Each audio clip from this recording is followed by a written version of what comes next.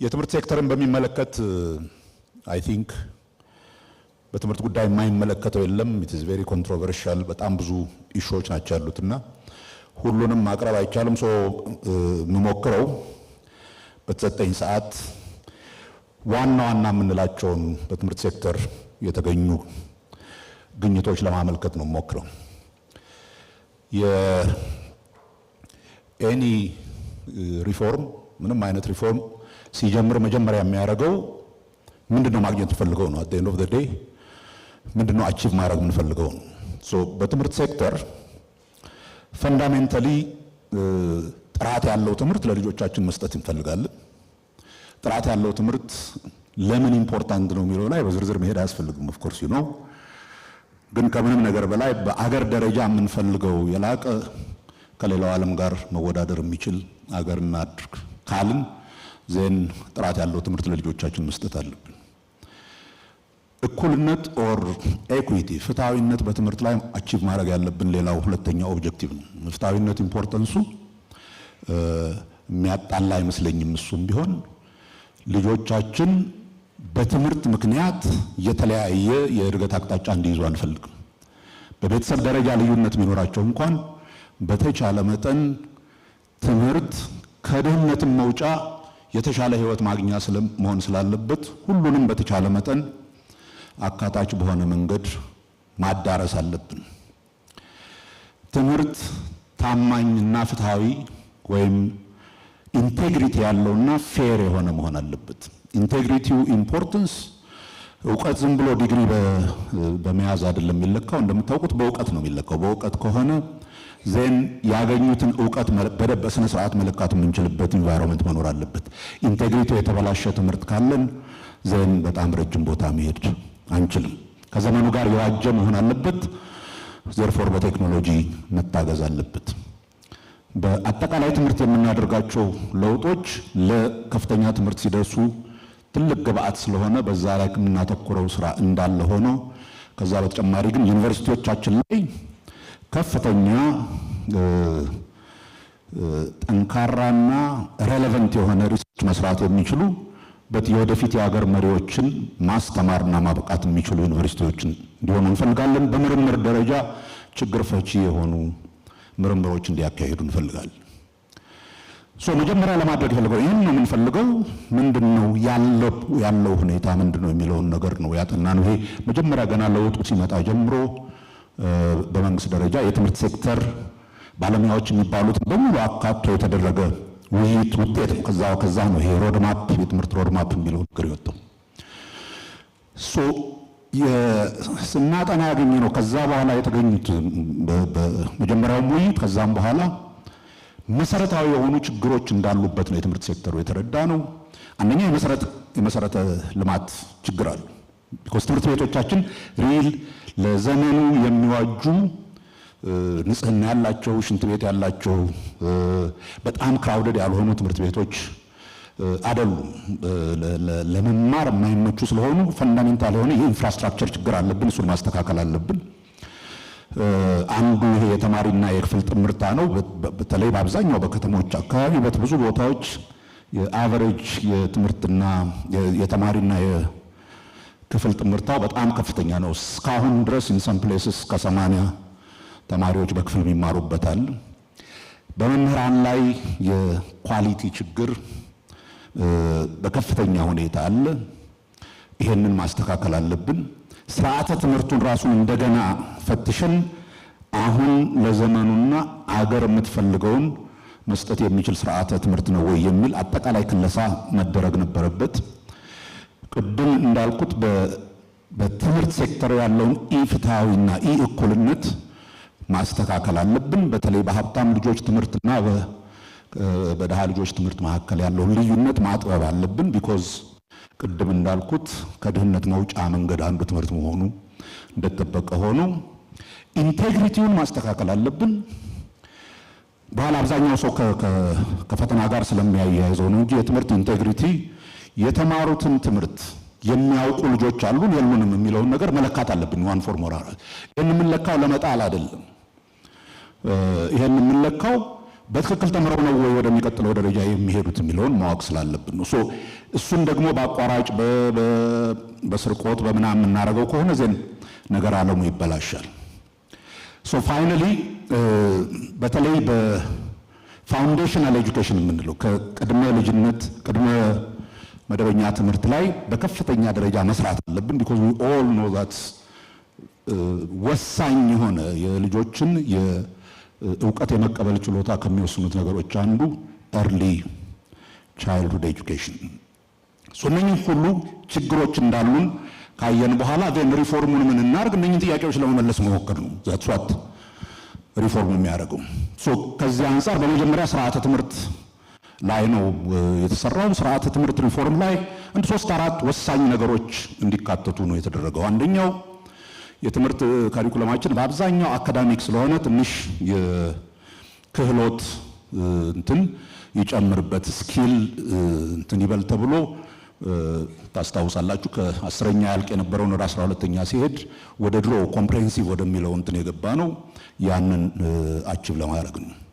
ሁለተኛ ይሄ ከአገር በቀል እውቀት ጋር በተወሰነ ደረጃ የማገናኘት ልጆቻችን ሲያድጉ ሀገራቸውን እንዲያውቁ ስለ ሀገራቸው እንዲያስቡ እንፈልጋለን። ዜርፎር በተወሰነ ደረጃ ከሀገራቸው ጋር የሚያስተሳስሯቸውን የትምህርት እንትኖች ግብረገብነት፣ ታሪክ የመሳሰሉ ነገሮችን በተጠና መንገድ ማካተት ነበረበት። እሱን አድርገናል። ካሪኩለሙን ካስተካከልን በኋላ ከዛ በኋላ ትምህርት በመቀበል ዙሪያ ያለው ችግር ምንድን ነው ስንል አንዱ ያየነው የመጽሐፍት ካሪኩለሙን የሚመጥን መጽሐፍ የማቅረብ ጉዳይ ነበር። አንዱ ትልቁ ነገር ያደረግነው ባለፈው 5 ዓመት በተቻለ መጠን መጽሐፍ ለሁሉም ተማሪ እንዲደርስ ማድረግ ነው። በአንደኛ ደረጃ ትምህርት አካባቢ የመጽሐፍት ችግሮች ነበሩ። ሁለተኛ ደረጃውን በትምህርት ሚኒስቴር በኩል ወደ 43 ሚሊዮን የሚሆኑ መጽሐፍቶች አሳትመን አንድ ለአንድ ማድረስ ቻልን። ከዛ በኋላ አሁን በትምህርት ሚኒስቴር ምንም እንኳን ስራው የክልሎች ቢሆን በትምህርት ሚኒስቴር በኩል 23.9 ሚሊዮን መጽሐፍት አሳትመን ለአንደኛ ደረጃዎች እያደረስን ነው። እሱም አይበቃም። እሱ 2 ለ1 ያደርሰዋል። ከዛ ቀጥለን አሁን እያደረግን ያለነው ወደ 36 ሚሊዮን መጽሐፍ እንደገና ለማሳተም ነው። ገንዘብ በትምህርት ሚኒስቴር በኩል ፈልገን በእኛ ሂሳብ በ2019 መጀመሪያ ላይ ሁሉም ተማሪ ከኤሌመንተሪ ጀምሮ እስከ ሃይ ስኩል ድረስ አንድ መጽሐፍ አንድ ተማሪ የሚያገኝበትን እናደርጋለን። አንዱ ትልቁ ሪፎርም የተደረገው ካሪኩለሙን ማሻሻል፣ ከካሪኩለሙ ጋር አብሮ የሚሄድ መጽሐፍት ማድረስ ነው። ሁለተኛው ከመምህራን ልማት ጋር የተያያዘው ስራ ነው። ዳያግኖስ እንዳደረግነው ችግሩን የመምህራን ካፓሲቲ ይሄ በአጠቃላይ የትምህርት ሴክተሩ እየወደቀ ሲሄድ እሱንም መመልከቱ አይቀርም። በከፍተኛ ደረጃ ችግር እንደነበረ ነው ያየነው።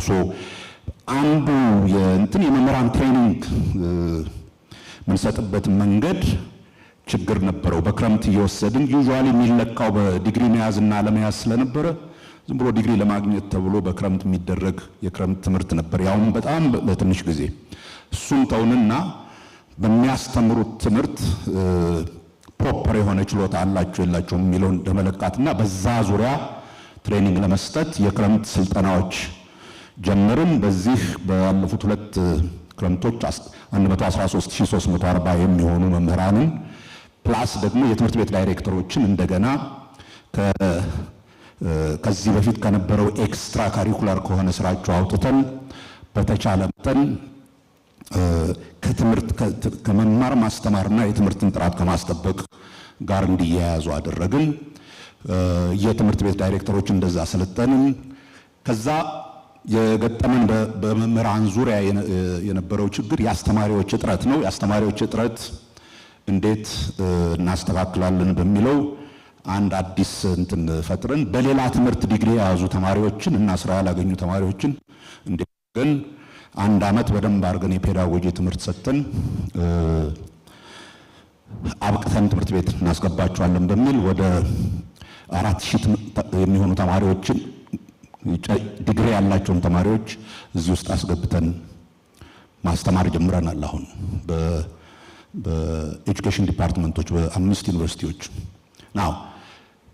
ከዚህ ከካሪኩለምና ከመምህራን ቀጥሎ ያደረግነው በዚህ በቅድመ መደበኛ ትምህርት ነው። ቅድም እንዳልኩት በጣም ትልቅ እና ኢምፖርታንት የሆነ ሴክተር የምንለው ሪሊ ኢን ዘ ሎንግ ረን ትምህርት ሴክተሩን ለማሻሻል ከፈለግን ከስር ጀምረን እንስራ ካል ያ ሴክተር በጣም ኢምፖርታንት ነው በሚል አንዱ ትልቁ ኢኒሼቲቭ በተለይ በየክልሎች ቅድመ መደበኛ ትምህርት ቤቶችን ማስፋፋት ነበር። ለውጡ ከመምጣቱ በፊት በአጠቃላይ በአገር ደረጃ የነበሩን ቅድመ መደበኛ ትምህርት ቤቶች ወደ 1840 ነበሩ። እስከ ቅርብ ጊዜ ድረስ ባለን ዴታ ከዛ በኋላ ባለፉት 5 ዓመታት ብቻ ወደ 34,000 ተጨማሪ ቅድመ መደበኛ ትምህርት ቤቶች ማስገንባት ችለናል። ዛሬ ከክልሎች ጋር የተፈራረምነው 1452 ተጨማሪ ትምህርት ቤቶች በዚህ ዓመት እስከ ነሐሴ ድረስ ልንሰራ በሁሉም ክልል ይህንን ስንጨርስ ሁሉም ወረዳ ቢያንስ 2 የኪንደርጋርደን እና የዜሮ ክፍል ትምህርት ቤቶች ይኖሩታል። እዚህ ጋር የምታዩት በአገር ደረጃ ልንሰራ ያሰብነውን ትምህርት ቤት ሞዴል ነው። በትምህርት ምገባ ሌላው በቅድመ መደበኛ እንትን ያደረግነው እሱን ነው። በትምህርት ምገባ ላይ ለውጡ ሲጀምር ወደ 1.7 ሚሊዮን ተማሪዎች ነበረ የምንመግበው። አሁን 8 ሚሊዮን ደርሰናል። ኤሙ ኦፍ ኮርስ ሁሉንም በመጀመሪያ አንደኛ ደረጃ ትምህርት ቤት ከዛ በኋላ ሁለተኛ ደረጃን ጭምር እንትን ማድረግ ነው። ሌላው ትልቁ ከዚህ በትምህርት ሴክተር የተደረገው መሻሻል አዳዲስ ትምህርት ቤቶችን በአዲሱ የትምህርት ሞዴል እንሰራለን ካልን በኋላ then the next question is ያሉትን ምን እናደርጋለን? ያሉት ውሃ የላቸውም፣ ሽንት ቤት የላቸውም፣ ትምህርት ቤቶቹ በጣም የተዳከሙ ናቸው። እሱን ለማስተካከል ከክቡር ጠቅላይ ሚኒስትሩ ጋር በጋራ የጀመርነው ይሄ የትምህርት ለትውልድ እንቅስቃሴ ኤሙ እነኚህን አሮጌ ትምህርት ቤቶች የአካባቢው ሰው ድሮዛ የተማረ አሉምናይ የሆኑት ምናምን በሙሉ እንትን እንዲያረጉ አዋጥተው ራሳቸው እንዲሰሩት መንግስት ሁሉን ነገር ሊሰራ ስለማይችል በሚል የተጀመረ እንቅስቃሴ ነው። ምናልባት በትምህርት ሴክተር በጣም ካስገረሙን ነገሮች አንዱ ኢትዮጵያውያን ለትምህርት ምን ያህል በተለይ ኢትዮጵያውያን ወላጆች ለትምህርት ምን ያህል እንደሚጨነቁና ለልጆቻቸው ትምህርት ለማውጣት ችግር እንደሌላቸው ያየነው በዚህ ነው። 2015 ነው የጀመርነው። በ2015 ጀምረን እስካሁን 100 እዚህ ጋር የምታዩት 130.8 ሚሊዮን ይላል። አክቹአሊ እስከ አሁን 9ኛ ወር እንትን ድረስ 144.5 ቢሊዮን ብር ነው በሀብትና በጉልበት እንዲሁም በእውቀት ያዋጡት። በዚህም ወደ 17238 አዲስ ትምህርት ቤቶች ተሰርተዋል። ወደ 38000 እድሳትና ጥገና ተደርጎላቸዋል። 25112 የመምህራን መኖሪያዎች ተሰርተዋል። ከዛ ተጨማሪ ክፍል ግንባታ የክፍል ጥበትን እንትን ለማድረግ ተሰርተዋል። ይሄ በጣም ሰክሰስፉል ከሆንባቸው ስራዎች አንዱ ነው። አጠቃላይ ትምህርትን በዚህ መልክ ከሄድንበት በኋላ በከፍተኛ ትምህርት ዘርፍ ያደረግነው እንደገና በተወሰነ ደረጃ ከፍተኛ ትምህርት ውስጥ ይሄ ውጤትን መሰረት ያደረገ ስርዓተ ትምህርት መቅረጽ አለብን ተብሎ ስርዓተ ትምህርቱን ከለስን። ቀጥሎ ደግሞ ሁሉም ዩኒቨርሲቲ ሁሉንም ትምህርት የሚያስተምር ኮምፕሬሄንሲቭ የሚባለው ሞዴል ወጥተን እያንዳንዱ ዩኒቨርሲቲ በተቻለ መጠን በተወሰኑ ኤሪያዎች ላይ ፎከስ ማድረግ አለበት የሚል የዩኒቨርሲቲ ዲፍረንሺየት ማድረግ ጀመርን። ዩኒቨርሲቲዎችን በ3 ሜጀር እንትሮች ዙሪያ ከዛ የቀረው 2-3 ቤዚክሊ የአስተዳደር ችግር ነው። በዩኒቨርሲቲ ቦርዶች መካከል ዩኒቨርሲቲ ቦርዶች በጣም ሬላቲቭሊ ደካማ ነበሩ ኢንተርምስ ኦፍ መከታተል። ዩኒቨርሲቲ ቦርዶችን ማጠናከር፣ የዩኒቨርሲቲ አመራርን እንደገና በአዲስ መልክ ማዋቀር፣ በተለይ ይሄ ከአካባቢነት ጋር የተያያዘውን ነገር አውጥቶ በመሰረታዊ መልኩ በእውቀትና በችሎታ ላይ የተመሰረተ አስተዳደር እንዲኖር ማድረግ። ከዛ በተጨማሪ ሪሰርቹን በተቻለ መጠን ሬሌቫንት እንዲሆን አገርን የሚጠቅም የአገርን እድገት የሚያግዝ ሪሰርች እንዲሆን የሪሰርች ስራውንም እንደገና ሪኦርጋናይዝ ተደርጎ በከፍተኛ ደረጃ እንዲጨምር አደረግን። ከዲጂታላይዜሽን ጋር በተያያዘ አንዱ ትልቁ የተሰራው ስራ የተማሪና የዩኒቨርሲቲ ሰራተኞችን ዴታ በደንብ መያዝ ነው። ዴታ በደንብ በትክክል እንኳን አልነበረንም። በዛ መሰረት የኤሚስ እና ሄሚስ የሃየር ኤጁኬሽን ማኔጅመንት ኢንፎርሜሽን ማኔጅመንት ሲስተማችንን አስተካክለን አሁን አትሊስት ቢያንስ እያንዳንዱ ተማሪ የት እንዳለ ምን እንደሚመስል ባዮሜትሪክሱን በሙሉ የያዘ ዴታ ማዘጋጀት ችለናል። ዘ ሴም ቲንግ ከዲጂታል አይዲ ጋር አገናኝተን በጀነራል ኤጁኬሽንም ላይ the same thing ሰርተናል። አሁን አትሊስት ያለን ዴታ ተማሪዎችን በሚመለከት ክሊን የሆነ ዴታ አለን።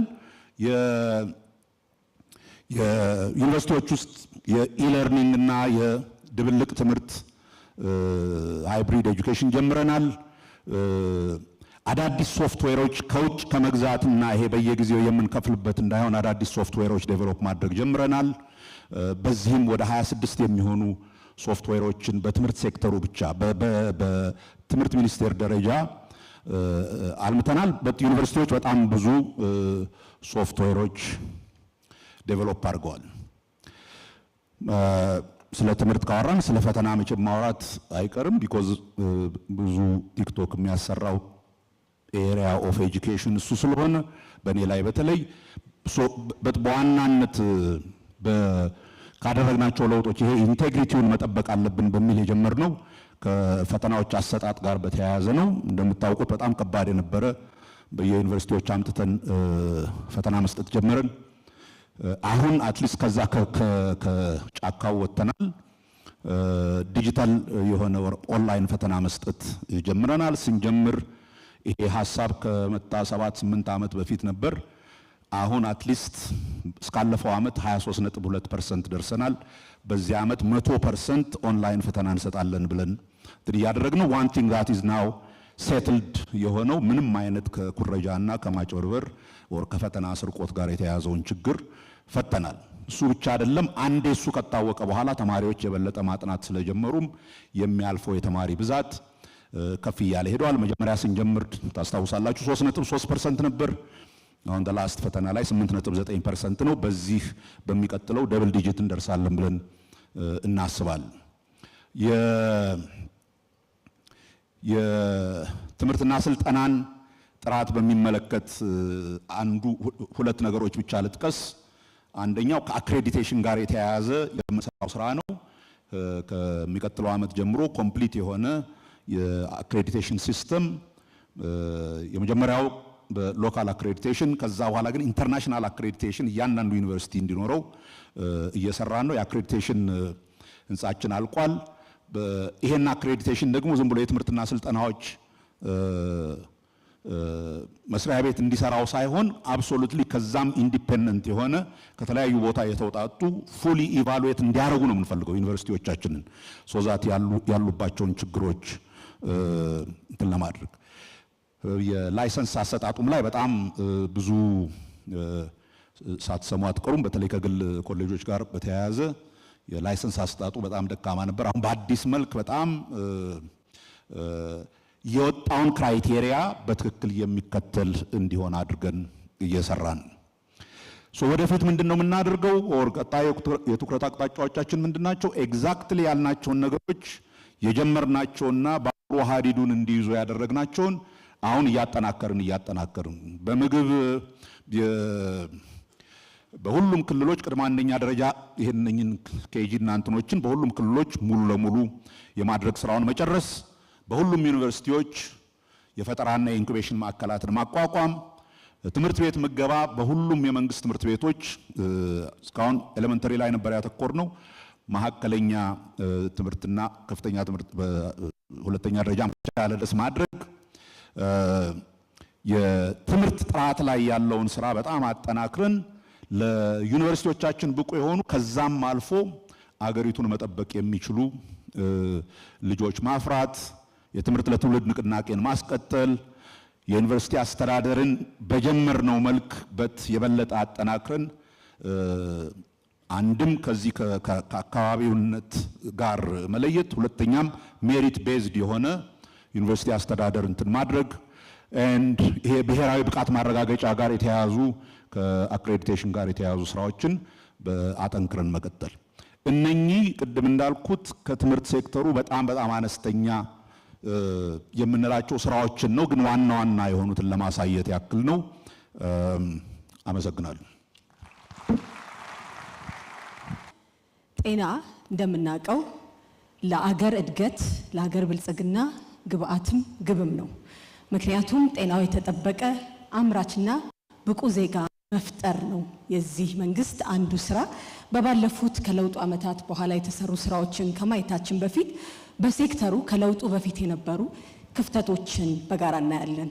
ወቅታዊ ሁኔታዎችን ያላማከለ በተለይ የሰዎች የእድሜ ጣሪያ ከፍ እንደማለቱ አማካይ የእድሜ ጣሪያችን ከፍ ያለበት ሀገር ላይ በተለይ ደግሞ ተላላፊ ያልሆኑ በሽታዎች የጨመሩበት በፊት የጤና ፖሊሲዎቻችን ተላላፊ በሽታዎችን መከላከልን ብቻ ያማከለ የጤና ፖሊሲ የነበረበት፣ ሲቀጥል ተቋሞቻችንና የተቋማት መዋቅር አደረጃጀት ደግሞ ያንን የሚመጥን ሆኖ ያልተሰራ፣ በጤና ፋይናንስ በተለይ ለረጅም ጊዜ አገራችን የምትቸገርበት የነበረው ዘላቂ የጤና የፋይናንስ ስርዓት ያልተዘረጋበት፣ የአገልግሎት ጥራት፣ የአገልግሎት ተደራሽነት፣ የአገልግሎት ፍትሐዊነት ደግሞ ጥያቄ ያለበት የሴክተሩ ክፍተት እንደነበር ለይተን ስራዎቻችንን መስራት ጀምረናል።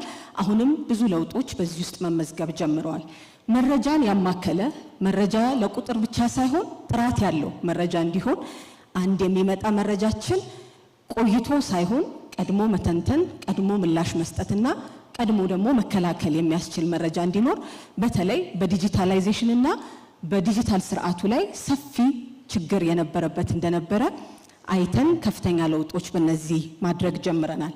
በመንግስት ብቻ ሳይሆን የጤናን ባህሪ እንደምናውቀው የሰዎች ጤና መጠናከር እንድንችል በመንግስትና በግል አጋርነት ላይ የነበረ ትልቅ ስብራት እንደነበረ ይታያል። ከዚህም አንጻር በደንብ ታስቦበት ፖሊሲያችንን ለ30 ዓመት ቆይቶ የነበረው ፖሊሲያችን እንደ አዲስ እንዲከለስ ተደርጓል። የነበረን የጤና ፖሊሲ መከላከልን ብቻ ያተኮረ ከመሆኑ አንጻር በተለይ ደግሞ አገራችንንና ወቅቱን አህጉራዊና ዓለም አቀፍ የጤና ለውጦች በሚያሳዩት መሰረት ተቀርጾ መከላከልና አክሞ ማዳንን የጨመረ የጤና ፖሊሲ ተቀርጾ ወደ ተግበራ ገብተናል። ተቋሞችን ስንመለከት የተቋማት ግንባታ በተለይም ደግሞ ወቅቱን የሚመጥኑ ፖሊሲዎቻችንን ታች ማውረድ የሚያስችሉ የተቋማት ግንባታ በሰፊው ተሰርተዋል። ለምሳሌ ያህል ለመጥቀስ የጤና አገልግሎትና አስተዳደር ቁጥጥር አዋጅ እንደ አዲስ ተከልሷል። የኢትዮጵያ መድኃኒት አቅርቦት አገልግሎት እና የመድኃኒት ፈንድ ማቋቋሚያ አዋጅ ተሰርቷል። የጤናው ሴክተር የተለያዩ ተቋማት በተለይ የነበሩትን እንደ አዲስ ማደራጀት በተለይ ደግሞ የተቋማት ግንባታው ዘላቂ እንዲሆን ተደርጎ ስራዎች ተሰርተዋል ማለት ነው። የጤና የጀርባ አጥንት የምንላቸው ውስጥ አንዱ የመሰረተ ልማት ስራ ነው። በመሰረተ ልማት ያሉ ለውጦችን ብንመለከት በጤናው ሴክተር ከለውጡ በፊት የነበሩት የመንግስት ተቋማት 19000 አካባቢ የነበሩ ሲሆኑ እነዚህኑ ያህል ደግሞ ጥራታቸው በጣም ዝቅ ያለ የነበረ ወቅቱን የማይመጥኑ በተለይ በኮቪድ ሁላችንም እንዳየነው የሀገራችንን ትልቅ ስብራት ፊት ለፊት ያወጣ ጫና የነበሩን ተቋማት ነበሩን። እነዚህን ተቋማት በተለይ ከተደራሽነት አንጻር ወደ 21290 ከፍ ማድረግ የተቻለ ሲሆን እነዚህ የነበሩን ደግሞ የበለጠ የማጠናከር ስራ ተሰርቷል። በጣም ትልቅ እመርታ የተመዘገበበት ግን በጤናው ሴክተር የግሉን ዘርፍ አስተዋጽኦ እጅግ መጨመር ነው። ብንመለከት ከለውጡ በፊት ከ7000 አካባቢ የነበሩ የግል ተቋማት ያሉን ሲሆን በአሁን ሰዓት ወደ 31451 በየጊዜውም አዳዲስ ቁጥሮች እየተጨመሩ ያሉ ተቋማት ጨምረዋል ማለት ነው። እንደው በተቋም ውስጥ የመጡ ለውጦችን በጥቂቱ ብንመለከት ከ70 ዓመት ያህል ድረስ አንድ የኦክሲጅን ፕላንት በጣም ብዙዎቻችን በኮቪድ በጣም ስለምናስተውሰው አንድ ኦክሲጅን ፕላንት ነበረ በአገር አቀፍ ደረጃ የነበረን፣ እሱም በግል የነበረ ተቋም ማለት ነው። ከዛም በኋላ በለውጡ በፊት በመንግስትና በግል ጥምርታ ከተመለከትነው ወደ 11 የነበሩ ተቋማት ሲሆኑ በመንግስት የነበረው 3፣ ዛሬ ላይ ግን ከ56 በላይ በዚህ በ6 ወር ደግሞ ከ26 በላይ የጨመርናቸው የኦክሲጅን አቅርቦት ተቋማትን ጨምረናል ማለት ነው። በአጠቃላይ የሁለቱ አንድ ላይ ግን ከተመለከትን በመንግስትና በግል ወደ 84 ተቋማት የኦክሲጅን አገልግሎት እንዲመጣ አድርጓል። በጽኑ ህሙማን በተመላላሽ ሕክምና በድንገተኛ ሕክምናው ተመሳሳይ የመሰረተ ልማት ለውጦች ተደርጓል። በአጠቃላይ ከ13000 በላይ የሚሆኑ የጤና መሰረተ ልማት ፕሮጀክቶች ተሰርተዋል። የጽኑ ህሙማን የድንገተኛ ላብራቶሪ የጽዱ ጤና ተቋማት ብዙዎቻችን የምንጠይቀው ተቋሞቻችን ጽዱ መሆን አለባቸው ብለን በጀመርነው ስራ ኢትዮጵያ ጽዱ ስትሆን ተቋሞቻችንም ከውስጥ ወደ ውጭ ስራዎች እንዲሰሩ ሰፊ ትግበራ ተጀምሯል። ሌላኛው የሴክተሩ የጀርባ አጥንት የሆነው ግብአት ነው። ግብአቶችን በተለይ የመድኃኒት የክትባት የሌሎችም የጤና ግብአት የምንላቸው ምርታቸውን አቅርቦትንና ቁጥጥርን ሰፊ ትኩረት ተሰጥቶ እየተሰራበት ነው የሚገኘው። የጤና ግብይት ወይም ደግሞ ገዝተን የምናቀርባቸው መድኃኒቶች ለህብረተሰባችን ሲታይ ከለውጡ በፊት ወደ 14 ቢሊዮን ነበር በአመት የሚገዛው። የባለፈውን አመት ብቻ ስንዘጋ ወደ 52.3 ቢሊዮን የሚሆኑ ግብአቶችን ገዝተን ይሄንን ለየት የሚያደርገው ምንድነው ደግሞ 70%ን የአገራችንን የመድኃኒትና የግብአት አቅርቦት የሚያቀርብልን የኢትዮጵያ መድኃኒት አቅርቦት አገልግሎት መንግስታዊ ተቋም መሆኑ ነው። በተለይ ዓለም አቀፍ ጫናዎች ሲመጡ የዚህ ተቋምና የዚህ አይነት አሰራር ዋና ግብአቱን ብዙዎቻችን የተመለከትንበትና ኢትዮጵያም ዝግጅቷን ለሉዓላዊነት በጤና ሉዓላዊነት የሰራችበት ተቋም ነው። የመድኃኒት ስርጭት መጠኑን በዛው ልክ በተለይ ደግሞ የምንገዛና የምናቀርባቸው መድኃኒቶችን ስንመለከት 8% ብቻ ነበረ ከአገራችን ምርት ውስጥ ድርሻ የነበረው። በአሁን ሰዓት ላይ 44% አካባቢ የመድኃኒት ድርሻ ወይም ደግሞ የግብአቶች ድርሻ በራስ አቅም በራስ ተቋማት ተመርተው የሚቀርቡ መሆናቸው የጤና ሉዓላዊነትን በደንብ አረጋግጦ የሚያሳይ ነው። መድኃኒት ቁጥጥርና ጥራታችን ደግሞ የምናቀርበው መድኃኒት ብቻ ሳይሆን ምግብም እንዲሁም ሌሎች ግብአቶቻችን ህብረተሰብ ጋር ሲደርስ በተለይ ኢትዮጵያ ታምርት ስንል የሚመጣው ግብአት ጥራቱን የጠበቀ እንደሆነ ለኛ ብቻ ሳይሆን ለአፍሪካም ለሌሎችም አህጉሮች ተደራሽነቱን ከመጨመር አንፃር የኢትዮጵያ ምግብና መድኃኒት ቁጥጥራችን በዓለም አቀፍ የጤና ቁጥጥር የዓለም ጤና ድርጅት ቁጥጥር መሰረት ተመዝኖ የመድኃኒት ቁጥጥር የብስለት ደረጃው 3ኛ ደረጃ ላይ ደርሷል። የመጨረሻው 4 ነው። ኢትዮጵያ አታቆምም። ወደዚህኛውም ያለውን ጉዟችንን አጠናክረን እንሰራለን። በቅርብ ጊዜ እንደተከታተልነው ተቋሞቻችን ከአገር በቀል ዕውቀት ወደ ቴክኖሎጂውን ወደሚመጥን እንዲሁም ደግሞ አገራችን በግብአቶች ያላቸውን ትስስር ከመጨመር አንፃር የጥናት ተቋማትን በሰፊው ኢንቨስት ተደርጎበት የተቋማት ግንባታ ከተሰራባቸው አንዱ የአርመር ሃንሰን ሪሰርች ኢንስቲትዩሽን ነው። በአዲስ ዘመናዊ ላቦራቶሪዎችና በአዳዲስና ብቃት ባላቸው ባለሙያዎች እንዲደራጁ ተደርገዋል ማለት ነው። ለዚህ ሁሉ ግብአት ለዚህ ሁሉ የጀርባ አጥንት አንደኛው የጤና ፋይናንስ ስርዓቱ ነው። የጤና ፋይናንስ ስርዓቱን ብንመለከት የማህበረሰብ አቀፍ የጤና መድን አገልግሎት በ2013 በነበረበት ጊዜ ወደ 75% የሚሆኑ ወረዳዎቻችን ነበሩ የሚተገብሩት። በአሁኑ ሰዓት ወደ 91% ከፍ ማለት ችሏል። የዚህኛውን ዓመት አፈጻጸማችንንም ስናይ በእርግጠኝነት ወደ 95 ከ91% በላይ የሚሆንበትን ያሳያል ማለት ነው። በዚህ ውስጥ እንግዲህ 63 ሚሊዮን የሚሆኑ ዜጎቻችን የማህበረሰብ አቀፍ የጤና መድን ተጠቃሚዎች እንዲሆኑ ተደርጓል ማለት ነው። የህብረተሰቡን የመክፈል አቅም ያማከለ የጤና ስርዓትና የጤና ፋይናንስ ስርዓት መዘርጋት በሰፊው ተጀምሯል ማለት ነው። በዚህም የአባሎች መዋጮ በሰፊው ተቀይሯል። እንዲሁም ደግሞ ለጤናው ሴክተር የሚሆኑ ግብአቶችን እንደበፊቱ በሌሎች ብቻ መደገፍ ሳይሆን የመንግስትም አስተዋጽኦን በመጨመር በተለይ ከ3 ቢሊዮን በላይ የሚሆኑ ሀብቶችን በመንግስትም ኮሚትመንት በመጨመር ማሰባሰብ ተችሏል ማለት ነው። በዚህ ውስጥ ያገኘናቸው ትልልቅ አቅሞች ውስጥ ስንመለከት የበሽታ ተጋላጭነት በተለይ የወረርሽኝ ልየታ የወረርሽኝ ቁጥጥርና ምላሽ ስራችን በአገር አቀፍ ብቻ ሳይሆን በዓለም አቀፍ ደረጃ እውቅናን ያገኘ ሆኗል። የኮቪድ ወረርሽኝ በቅርብ ጊዜ የነበረው የማርበርግ እንዲሁም ደግሞ የኤምፖክስ በሽታ ብዙዎቻችን የምናስታውሰው ሲያልፉ ደግሞ በጊዜ በመለየት በጊዜ ምላሽ በመስጠት ያመጣናቸው ለውጦች ለኢትዮጵያ ብቻ ሳይሆን ለአህጉራችንና ለዓለማችን የመተማመኛ መንገድ ሆኖ ተቀምጧል ማለት ነው። የመረጃ ጥራታችን በዓለም አቀፍ ስታንዳርድ ተለክቶ ከለውጡ በፊት ከነበረበት 75% ወደ 93% እንዲደርስ ተደርጓል። የተዋሳያን መለየት በተለይ ዘረመላቸው ምን አይነት በሽታ ነው፣ ምን አይነት ቫይረስ ነው፣ በዛ ውስጥ ያለ የዲኤንኤ ዘርስ ምን ይመስላል የሚለውን የመለየት አቅም በማና ከተሞች ብቻ ሳይሆን በ5 የተለያዩ ቦታዎች የጄኖሚክ ሲኮንሲንግ የምንሰራበት ሰርቬላንስ የሚሰራበት ስራ በሰፊው ጨምሯል ማለት ነው። ይህ እንግዲህ በሽታን በራስ አቅም መለየት፣ በሽታን በራስ አቅም ምላሽ መስጠት፣ ኢትዮጵያ ታምርትና ኢትዮጵያ ደግሞ ለህብረተሰቧ ትስጥ ትጠቀም የሚለውን ካየን መሬት ላይ ማውረድ የምንችልበት ትልቅ አቅም መጥቷል ማለት ነው።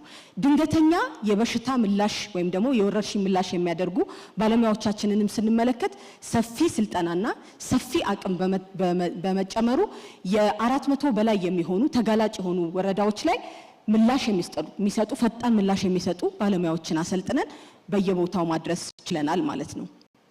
የመጀመሪያ ደረጃ ጤና ክብካቤያችንን ስንመለከተው የመጀመሪያ ደረጃ ጤና ክብካቤ ለጤናው ሴክተር የመጀመሪያ መነሻውና በምንም የማይተካው ስራዎቻችንን የምናስቀምጥበት ነው።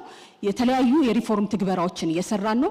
ከዚህ በፊት እንደሚታወቀው በጤና ኤክስቴንሽን ስርዓታችን ታች ድረስ ህብረተሰቡ ጋር መድረስ በተለይ ደግሞ መከላከልን ተሰርቷል።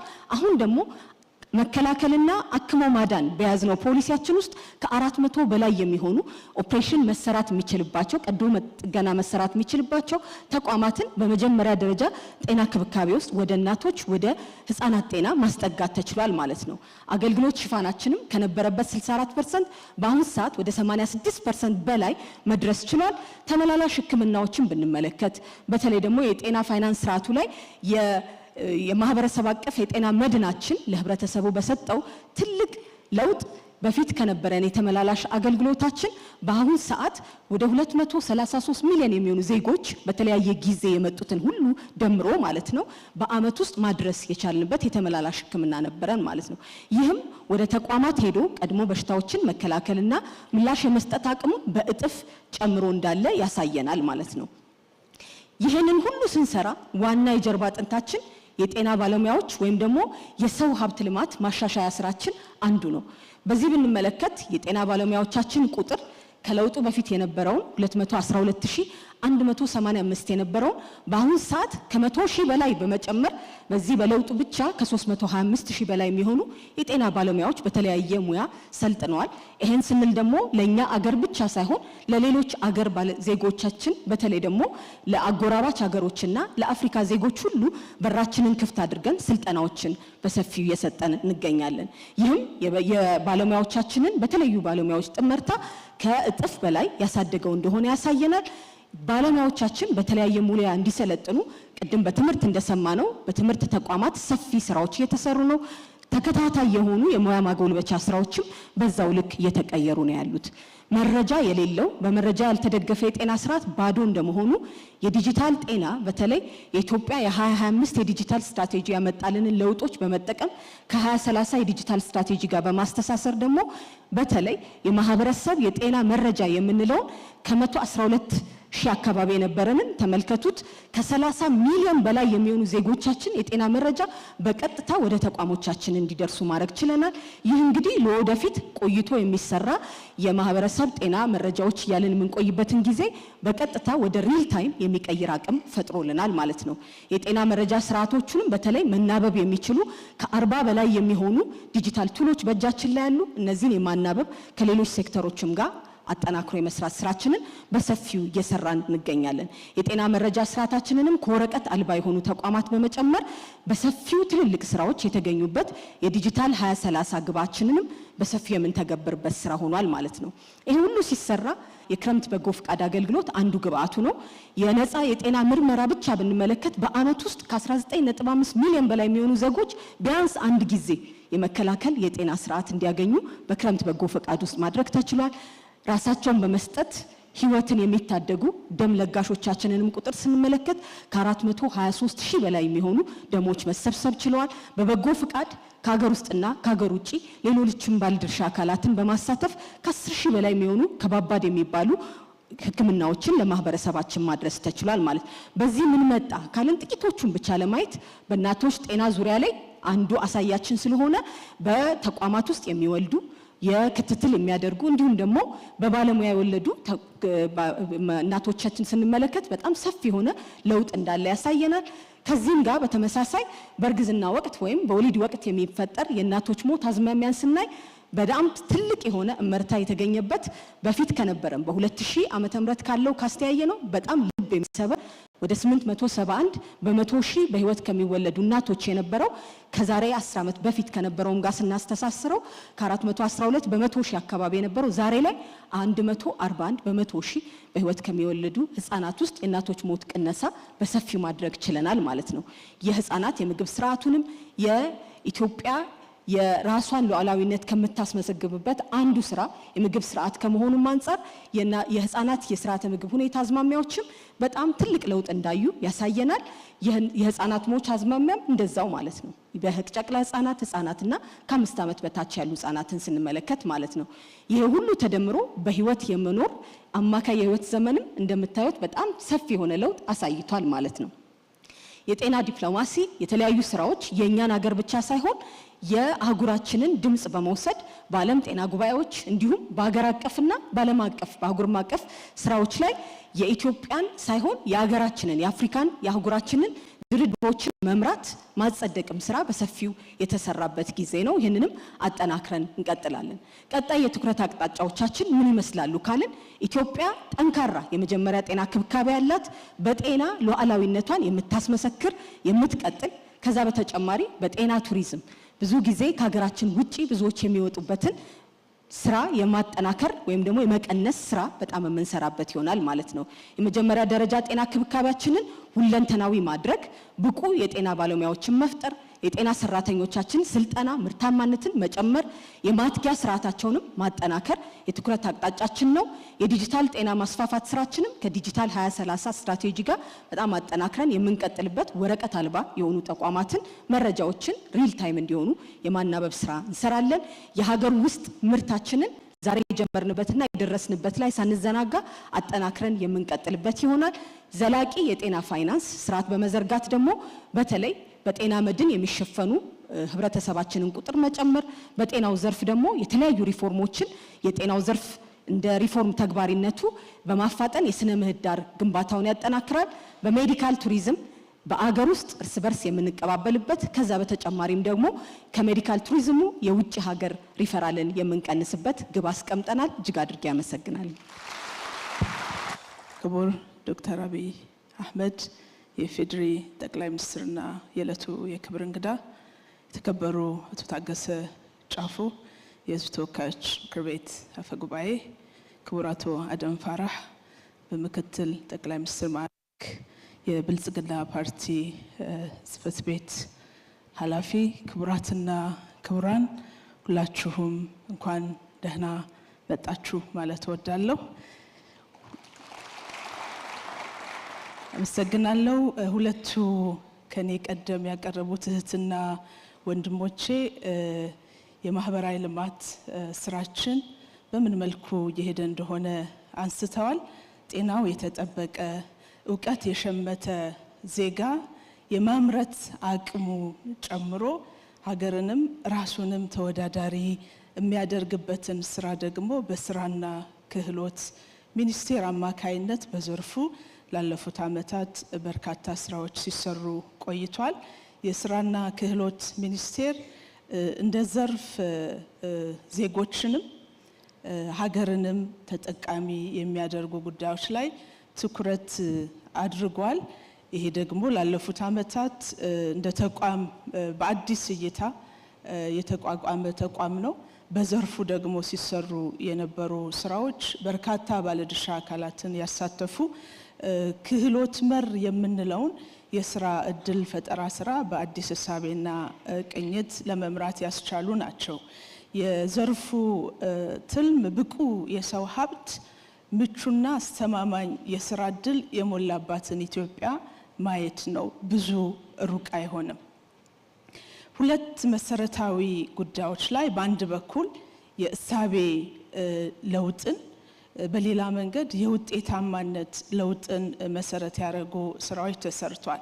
ከለውጡ በፊት እነዚህ ጉዳዮች ተቋሙ የተቋቋመበትን መንገድ ጨምሮ ካየን በተበታተነ መንገድ ሲሰሩ የነበሩ ከውጤት አንጻርም ኢትዮጵያ የወጣት ሀገር ሆና የወጣቶቿን ፍላጎት እንዴት መመለስ እንዳለባትና እንደምትችል በአግባቡ የተሰናሰለ ስራ ከመስራት አኳያ ሰፊ ጉድለት የነበረበት ነው። ከእሳቤ ጉድለት ጨምሮ ያፈጻጸም፣ ያደረጃጀት፣ ያሰራር የምንላቸው በርከት ያሉ ጉዳዮችን ማንሳት እንችላለን። 70% ወጣት ያለበት ሀገር ሆኖ ትንንሽ እቅዶችን እያሳካን ልንኖር እና የህዝብን ፍላጎት ልናሳካ አንችልም። ከለውጡ በኋላ ደግሞ እነዚህን 1-2 ተብለው የተቆጠሩ ችግሮችን የሚፈታ ያሰራርም የተግባራዊነትም ተግባራት በስፋት ሲከናወኑ ቆይቷል። ወደ ፊት ገባ ብለን በደንብ እናያቸዋለን። የእሳቤ ለውጡ 4 አንኳር ምሰሶች ላይ መሰረት ያደረገ ነው። በአንድ በኩል የተቋም ግንባታ ኢትዮጵያ ያላጠናቀቀችውን የሀገረ መንግስት ግንባታ ለማጠናቀቅ አይነተኛ መሳሪያ አድርጋ እየሰራች ያለችበት ነው። ከዚያ ውስጥ አንዱ ዘርፉ ነው። ሌላው የክህሎት ልማት ዜጎችም ሀገርም አምራች እንዲሆኑ ራሳቸውን እንዲችሉ ብቻ ሳይሆን ለሌላው መትረፍ እንዲችሉ ለማድረግ የክህሎት ልማት ስራ ወሳኝ ተደርጎ ተወስዷል። የስራ እድል ፈጠራ ስራው የስራ ዓለም አዲስ ዓለም ነውና ዘው ተብሎ የሚገባበት ሳይሆን የቴክኒክ ክህሎትም ልል ወይም ሰው ተኮር የምንላቸው ክህሎቶችን የታጠቀ ዜጋ የሚሰማራባቸው መስኮች ናቸው። የስራ እድል ፈጠራው ከእሳቤ ጀምሮ በተግባር በኋላ በውጤት እንደምናየው የለውጥ ሀሳቦችን ይዞ ወደ ተግባር የተገባበት ነው። ያሰሪና ሰራተኛም በተመሳሳይ በዘርፉ በአጠቃላይ 38 የለውጥ ሀሳቦች ተግባራዊ እየተደረጉ ነው ያለው። የተቋም ግንባታ ስራችን የውስጥ አሰራራችንን መንግስት ተግባራዊ ያደረገ ባለው የህዝብ አገልግሎት ሪፎርምን ጨምሮ የጥራት ስራ አመራር ደረጃ ዓለም አቀፍ እውቅናም ጭምር እየተገኘ የመጣበት ነው። ይሄ ሚኒስቴር መስሪያ ቤቱ ብቻ ሳይሆን በዘርፍ ውስጥ ያሉ የቴክኒክና ሙያ ተቋማትና የብቃት ማዕከላት የምንላቸው የሲኦሲ ሰርቲፊኬሽን ሴንተሮችን ጨምሮ አይሶ ወይም የጥራት ስራ አመራር ስርዓት ሰርቲፋይድ እንዲሆኑ እውቅና እንዲያገኙ እየተደረገ ነው የሚገኘው። ይሄ ውጤት የአዲሱ እይታ ውጤት የኢትዮጵያን ሚና በቀጠናው ላይ በአፍሪካ ደረጃም በዓለም ደረጃም ከፍ ያደረገ ነው። የዓለም የክህሎት ማህበር አባል ሆነናል። በምስራቅ አፍሪካ ደግሞ የመጀመሪያ የሆነውን የብየዳ ማዕከል እውቅና አግኝተናል። በዚሁ ባጭር የለውጥ አመታት በአፍሪካ ደረጃ 3ኛው ነው ማለት ነው። ሌሎችም በአይሎ ደረጃ ያሉ ትልልቅ የቦርድ ፕሮግራሞችን የመምራት የቦርድ አባል ሆኖ የመምራት እድል የተገኘበት ነው። እዚህ በውጤት ለመግለጽ ክህሎት ዜጋው እጁ የተፍታታ አእምሮውን፣ ልቦናውን፣ እጁን ያገናኘ መሆን ሲችል በራሱ የማድረግ አቅሙ እየጨመረ ይሆናል። ሰው ተኮር ልማት ነው ስንል በዚህ ዘርፍ ያንን ስራ የሚሰራው አንዱ ይሄ ዘርፍ ነው ማለት ነው። ዜጎች ራሳቸውን ብቁ እንዲሆኑ ሀገርንም ተወዳዳሪ እንዲያደርጉ ማድረግ አንዱ ትኩረት ነው። 11 የሪፎርም አጀንዳዎች አሉ። ሁሉን ለማቅረብ ጊዜ የለም። የቴክኒክና ሙያ ስልጠና ተቋማትን ወስደን ካየን በመንግስት በግል ያሉን የቴክኒክና ሙያ ስልጠና ተቋማት ከጊዜ ወደ ጊዜ እያደጉ ነው ያሉት። 1800 የሚሆኑ ኮሌጆች አሉ። ወደ 1843 የምዘና ጣቢያዎች አሉ። መምህራን ከ26000 በላይ መምህራን አሉ። የመምህራን ልማት ፕሮግራም ወይም የአሰልጣኞች ልማት ፕሮግራም ተቀርጾ ተግባራዊ እየተደረገ ነው ያለው። በአሁኑ ወቅት ቅድም እንዳልኩት አንድ ዜጋ ቢያንስ የአንድ ክህሎት ባለቤት መሆን አለበት ተብሎ እየተሰራ ነው ያለው። በዚህ አማካይነት በአመት የማሰልጠን አቅማችን በአጫጭርና በመደበኛ ስልጠና 6 ሚሊዮን ደርሷል። ከለውጡ በፊት 800,000 ገደማ ነው በመደበኛም በአጫጭር ስልጠናም የነበረን አፈጻጸም። የ2017 መጨረሻ ውጤታችንን ወስደን ካየን 6 ሚሊዮን የሚሆኑ ዜጎችን በዚህ መንገድ ማሰልጠን ተችሏል። አሁን እንኳን የ9 ወራት አፈጻጸማችንን ወስደን ካየን 4.8 ሚሊዮን ደርሷል። ከ6 ሚሊዮን የተሻገረ ውጤት እንደሚኖረው ከወዲሁ ማሳየት ይቻላል። ይሄ ዝም ብሎ የመጣ ሳይሆን ያለንን ሀብት አልምቶ ለሀገር ልማት ጥቅም ላይ የማዋል ያለን ትልቁ ሀብት የሰው ሀብት ነውና የሰው ሀብታችንን አልምተን ጥቅም ላይ የማዋል ነው። አዲስ የጀመርነው ፕሮግራም ደግሞ በልምድ የተገኘ ክህሎት ወትሮ ግንበኛ፣ አናጺ፣ ሌላም የሙያ መስክ ላይ ያለ ሰው የደረሰበትን ደረጃ ማግኘት የሚችልበት ኢመደበኛ ክህሎቱን ወደ መደበኛ ስርዓት ማምጣት የሚቻልበት አሰራር ተግባራዊ ተደርጓል። ኮሌጆቻችን ተቋሞቻችን ራሳቸውን እንዲችሉ ብዙ ወርክሾፕ አላቸው፣ ብዙ አሰልጣኝ አላቸው። እነዚህ አቅሞች መልሰው ሀብት እንዲፈጥሩ ይሄ ደግሞ የስልጠና ጥራትን እንዲያረጋግጥ ለማድረግ የተጀመረ ስራ አለ። አንተርፕሪኒያላዊ እንዲሆኑ እየተደረገ ነው ያለው። መንግስትም አንተርፕሪኒያል ነኝ ብሏል።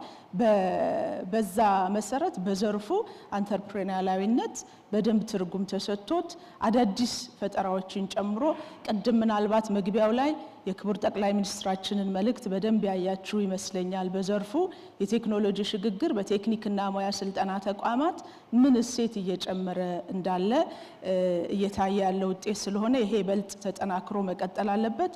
ሰዎች ሰልጥነው ወጥተው ስራ መፈለግ ሳይሆን እዛ ባላቸው ቆይታ ሂደትም ስራ እንዴት እንደሚፈጠር በደንብ እጃቸውን እያፍታቱ እንዲወጡ ለማድረግ እየተሰራ ነው ያለው። የቴክኒክና ሙያ ስልጠና ስርዓቱ ደረጃ 5 ላይ ከቆመበት ወደ ደረጃ 8 አድጓል። ቴክኒሻን ተመራማሪዎች እንዲኖሩት ጭምር ማድረግ ያስችላል። ዘመኑን የዋጀ እንዲሆን ተደርጓል። እንደ ሮቦቲክስ ኢንዱስትሪያል ሮቦቲክስ ላይ ስልጠና እየሰጠን ነው የምንገኘው። የማምረት አቅማችን ያደገ እንዲሆን ከቴክኖሎጂ ጋር የተዋሃደ እንዲሆን ለማድረግ ሰፋፊ ስራ እየተሰራ ነው ያለው። የስራ ዕድል ፈጠራ ስራ ላይ መንግስታችን በተደጋጋሚ ሲል ሁላችንም ታዝበናል፣ ሰምተናል። አንዳንዶቻችንም በሂደቱ እያለፍን ነው ብዬ አምናለሁኝ። ፈጠራ፣ ፍጥነት፣ ዝላይ የሚባሉ ጉዳዮች ተግባራዊ መሆን ስለቻሉ በዘርፉ የተቀረጹ 11 የሪፎርም አጀንዳዎች በተጨባጭ የስራ ዕድል ፈጠራ ስራን ቁጥር የመቁጠር ሳይሆን ምህዳር የመገንባት አቅጣጫ ይዞ እንዲገነባ ስለተደረገ አንተርፕሪኒየር የሆኑ በርካታ ወጣቶች ካሉበት ፈልጎ መክሊቶቻቸውን እንዲያወጡ እድል እየተፈጠረ ስለሆነ ብዙ ወጣቶች ወደ ስራ የሚገቡበት ከምንም በላይ ደግሞ ዳይቨርሲፋይ ያደረግናቸው ወይንም በብዝሃ ዘርፍ የለየናቸው ግብርና፣ ኢንዱስትሪ፣ አይሲቲ፣ ቱሪዝምና ማይኒንግ እያመጡ ያሉት እድገት እዛው ሳለ ለስራ ዕድል ፈጠራ ስራው ወሳኝ ሚና እየተጫወተ ነው ያለው። በዚህ ምክንያት ወደ ስራ ዓለም የሚገቡ ወጣቶች ቁጥር በትልቁ እየጨመረ ነው ያለው። ላለፉት ዓመታት 19.8 ሚሊዮን የሚሆኑ ዜጎች የስራ ዕድል ተፈጥሮላቸዋል። ይሄ ዝም ብሎ የመጣ ውጤት አይደለም፣ ቁጥር አይደለም። በደንብ ተመርቶ በየደረጃው ያሉ ባለድርሻ አካላት ተሰናስለው ያሳኩት ውጤት ነው። በመጀመሪያው እሳቤ ቢሆን በየአመቱ ብዙ ጥናቶች አይታችሁ ሊሆን ይችላል ወደ ስራ ይገባል ተብሎ የታሰበው የሰው ኃይል ከለውጡ በፊት 2 ሚሊዮን የሚሆን የሰው ኃይል የኢትዮጵያ ኢኮኖሚ የስራ ዕድል ይፈጥራል የሚል ነው። እንግዲህ ያለንን የወጣት ቁጥር ወስደን 2 ሚሊዮን ብቻ ቢሆን ይሄ ውጤት የ10 ዓመት ውጤት ነው ማለት ነው። ግልጽ ነው። ነገር ግን በ4 ዓመት ተኩል ወይም ወደ 5 ዓመት እየተጠጋን ነው። የተሳካ ነው። ዳይቨርሲፋይ የሆኑ ምንጮች ስላሉትም ጭምር እየተገኘ ያለ ውጤት ነው። እዚህ ላይ እንደምታዩት በግል እየተሰማሩ ያሉ ስራ ፈጣሪዎች ቁጥር አበርክቶ ትልቁን ድርሻ ይይዛል። 78% አንተርፕረነሮች በኢንተርፕራይዞች አማካይነት እየፈጠሩት ያለ እድል ነው። አዲሱ እድል ደግሞ ወደ ውጭ ዜጎች ሰልጥነው ተሰማርተው እያገኙት ያለ እድል ነው። መደበኛ ቅጥር 15% ይይዛል። የግብርና የአገልግሎት ድርሻ ዳታው ላይ እንደምታዩት ነው። ቅድም የምህዳር ግንባታ ያልኩት ማነቆ እየተፈታ ምቹ ሁኔታ እየተፈጠረው እየሄደ ያለው፣ የብድር አቅርቦት እየተሻሻለ ነው ያለው፣ የስልጠና እድሎች እየሰፉ ነው ያሉት፣ የገበያ ትስስር እዚህ የምታዩት ቁጥር ያክል ሰፋፊ የገበያ ትስስሮች እየተፈጠሩ ነው ያለው። እንዲሁም ለወጣት ስራ ፈጣሪዎች አዲስ የኢንቨስትመንት ባንክ ጭምር እስከ ማቋቋም የመንግስት ኮሚትመንት ሄዷል ማለት ነው። ካለው ሼር ብቻ የማካፈል ሳይሆን አዳዲስ አማራጮችንም ስታርታፖች እንዲስፋፉ አዋጅ ህግ ከማውጣት ባለፈ ምህዳሩ ምቹ ለማድረግ ሰፋፊ ስራ እየተሰራ እንደሆነ ማየት ይቻላል። ሶስተኛውና መሰረታዊ ጉዳይ የኢትዮጵያ ብልጽግና አይቀሬ ነው። ወደ ኢንዱስትሪያላይዜሽን የምናደርገው ጉዞ አይቀሬ ነው። ከወዲሁ ጤናማ የሆነ የኢንዱስትሪ ግንኙነት እንዲኖር አስቦ አቅዶ መስራት ስለሚያስፈልግ ሁሉንም ተጠቃሚ የሚያደርግ አሰሪንም ሰራተኛንም ተጠቃሚ የሚያደርግ ስርዓት ላይ ሰፋፊ ስራዎች እየተሰሩ ነው ያለው። ማምጣት የምንፈልገው ልማት በዜጎች ኤክስፔንስ አይደለም።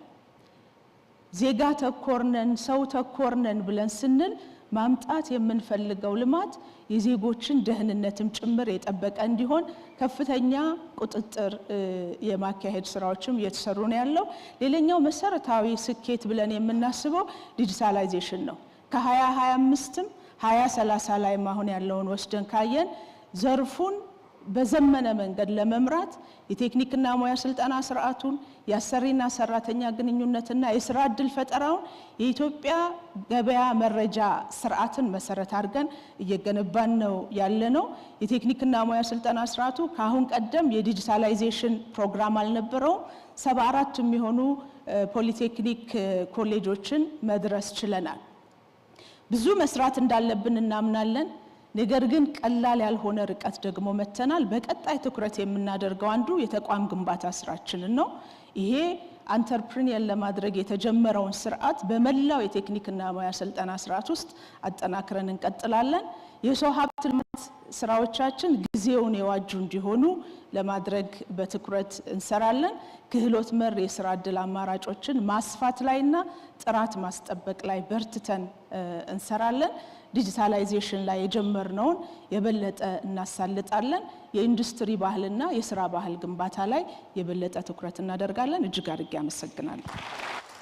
ክቡር ጠቅላይ ሚኒስትር፣ እዚህ የተገኛችሁ ክቡራን እንግዶች ሁላችሁም እንደማረጋችሁ የባህልና ኪነ ጥበብ ስፖርት ሴክተር ዋና ዋና ጉዳዮችን አቀርባለሁ። ሁላችሁም እንደምታውቁት ባህል ኪነ ጥበብና ስፖርት ሴክተር ለአገር ግንባታ ለዜጎች ስዕብና ግንባታ ከፍተኛ አስተዋጽኦ የሚያደርግ ሴክተር ነው። ይህ ሴክተር በባህሉ በማንነቱና በሀገሩ የሚኮራ ብቁ ንቁና አሸናፊ ዜጋ የመፍጠር ህልም ያለው ሴክተር ነው። ይሄን ህልም ለማሳካት ከለውጡ በፊት በዘርፉ ምን ክፍተቶች ነበሩ፣ በለውጡ ሂደት ላይ ምን ውጤት አመጣን፣ የቀጣይ ትኩረት አቅጣጫዎቻችን ምንድናቸው በሚል ዋና ዋና ጉዳዮች ላይ ለማቅረብ እሞክራለሁ። ከባህል ልማት አንፃር ወስደን ብናይ ከለውጡ በፊት የነበሩ ክፍተቶች ሁላችሁም እንደምታውቁት የባህል እሴቶችን ለኢትዮጵያውያን አብሮነትና አንድነት ከመጠቀም ይልቅ በሚያለያዩትና ብሔር ተኮር በሆኑ ጉዳዮች ላይ የማተኮር ዝንባሌ ነበረው። ሁለተኛው የነበረው ክፍተት አገር በቀል የሆነ ባህላዊ ሽምግልና፣ ባህላዊ የፊትና የዳኝነት ስርዓትን ያለመጠቀም ክፍተቶች ነበሩ። ሌላው የአካታችነት ችግር ኢትዮጵያ ላይ ያሉ ብዝሃ ማንነቶችን በተሟላ መንገድ ተግባራዊ ከማድረግ አንፃር ክፍተቶች ነበሩበት። የለውጡ መንግስት እነዚህን ክፍተቶችን ለመሙላት የህግና የአሰራር ስርዓቶችን በመፈተሽ አዳዲስ ፖሊሲዎችን በማዘጋጀት ሰፋፊ ስራዎች ተሰርቷል። ከህዝብ ክብረ በዓላትን በሚመለከት የአደባባይ ክብረ በዓላት፣ የሃይማኖታዊ በዓላት፣ የብሔር ብሔረሰቦች ህዝቦች የዘመን መለወጫ በዓላትን ልዩ ትኩረት በመስጠት ህግና ስርዓት ኖሮት እንዲመራ ለማድረግ የህዝብ በዓላት አከባበር አዋጅም ጭምር በተከበረው ምክር ቤት በማጽደቅ ዝርዝር የማስፈጸሚያ ስትራቴጂዎችንም በማዘጋጀት ኢትዮጵያ ላይ ያሉ የብሔር ብሔረሰቦች ህዝቦችና አደባባይ በዓላት፣ ታሪካዊ በዓላት ተገቢ ዕውቅናና ክብር ያገኘው በዚህ ለውጥ ጊዜ ነው። 83 የህዝብ ክብረ በዓላት፣ ታሪካዊ በዓላት፣ አደባባይ በዓላት በተገቢ መንገድ እንዲከበሩ በመንግስታችን ባለፉት ለውጥ ዓመታት ልዩ ትኩረት ተሰጥቷል። ሌላው ከባህል ልማት አንፃር ያመጣነው ስኬት እነዚህ የህዝብ ክብረ በዓላት ለቱሪስት ፍሰት ከፍተኛ አስተዋጽኦ እያበረከቱ ይገኛሉ። ሁላችሁም እንደምታውቁት ጥምቀት በዓልን ወስደን ማየት እንችላለን፣ መስቀል ወስደን ማየት እንችላለን፣ እሬቻ ወስደን ማየት እንችላለን፣ ፊቼ ጫምባላላ ወስደን ማየት እንችላለን። እነዚህ የህዝብ በዓላት ላይ ብዙ የውጭ ቱሪስቶች መጥቶ በዓልን የሚታደሙበት በዛ ሂደት ደግሞ ለአገራችን በኢኮኖሚም መስክም ገቢም እያስገኘ መሆኑ በዘርፉ የመጣ ትልቅ ስኬት ነው። ከዛ ባለፈ የባህል መሰረተ ልማትም በሚመለከት የባህል ማዕከላት በየአካባቢ የመንግስት ትኩረት አቅጣጫ ተደርጎ እየተገነቡ ይገኛሉ። የባህልና የብዝሃ ልሳን የቋንቋ ፖሊሲም ጸድቆ ወደ ስራ የገባው በዚህ 8 ለውጥ ዓመታት ውስጥ ነው። ሌላው መንግስታችን በአገር ውስጥ ለባህል ልማት በሰጠው ልዩ ትኩረት ባለፉት ዓመታት ብቻ እጥፍ ዓለም አቀፍ ደረጃ ላይ የማይዳሰሱ ባህል ቅርሶች ሆኖ የተመዘገቡ ቅርሶቻችን 4 ናቸው። ከለውጡ በፊት የተመዘገቡት 3 ነበሩ። አጠቃላይ በአሁኑ ሰዓት በዩኔስኮ የማይዳሰሱ የባህል ቅርሶች ሆኖ የተመዘገቡ 7 ቅርሶች አሉ። የለውጡ መንግስት ለባህል ልማት የሰጠው ትኩረት የማይዳሰሱ ባህል ቅርሶች በእጥፍ እንዲመዘገቡ የተደረገበት አንዱ ስኬት ነው። ሌላው የቤተ መጻሕፍትና የንባብ አገልግሎትን በሚመለከት አንባቢ ትውልድ እንዲፈጠር የቤተ መጻሕፍት ግንባታና ዲጂታይዜሽንም ላይ የተሰራበት ወቅት ነው። ከለውጡ የ10 ሚሊዮን የማይበልጡ ዓመታዊ የንባብ አገልግሎት ብቻ ይሰጥ ነበረ በመላ አገሪቱ።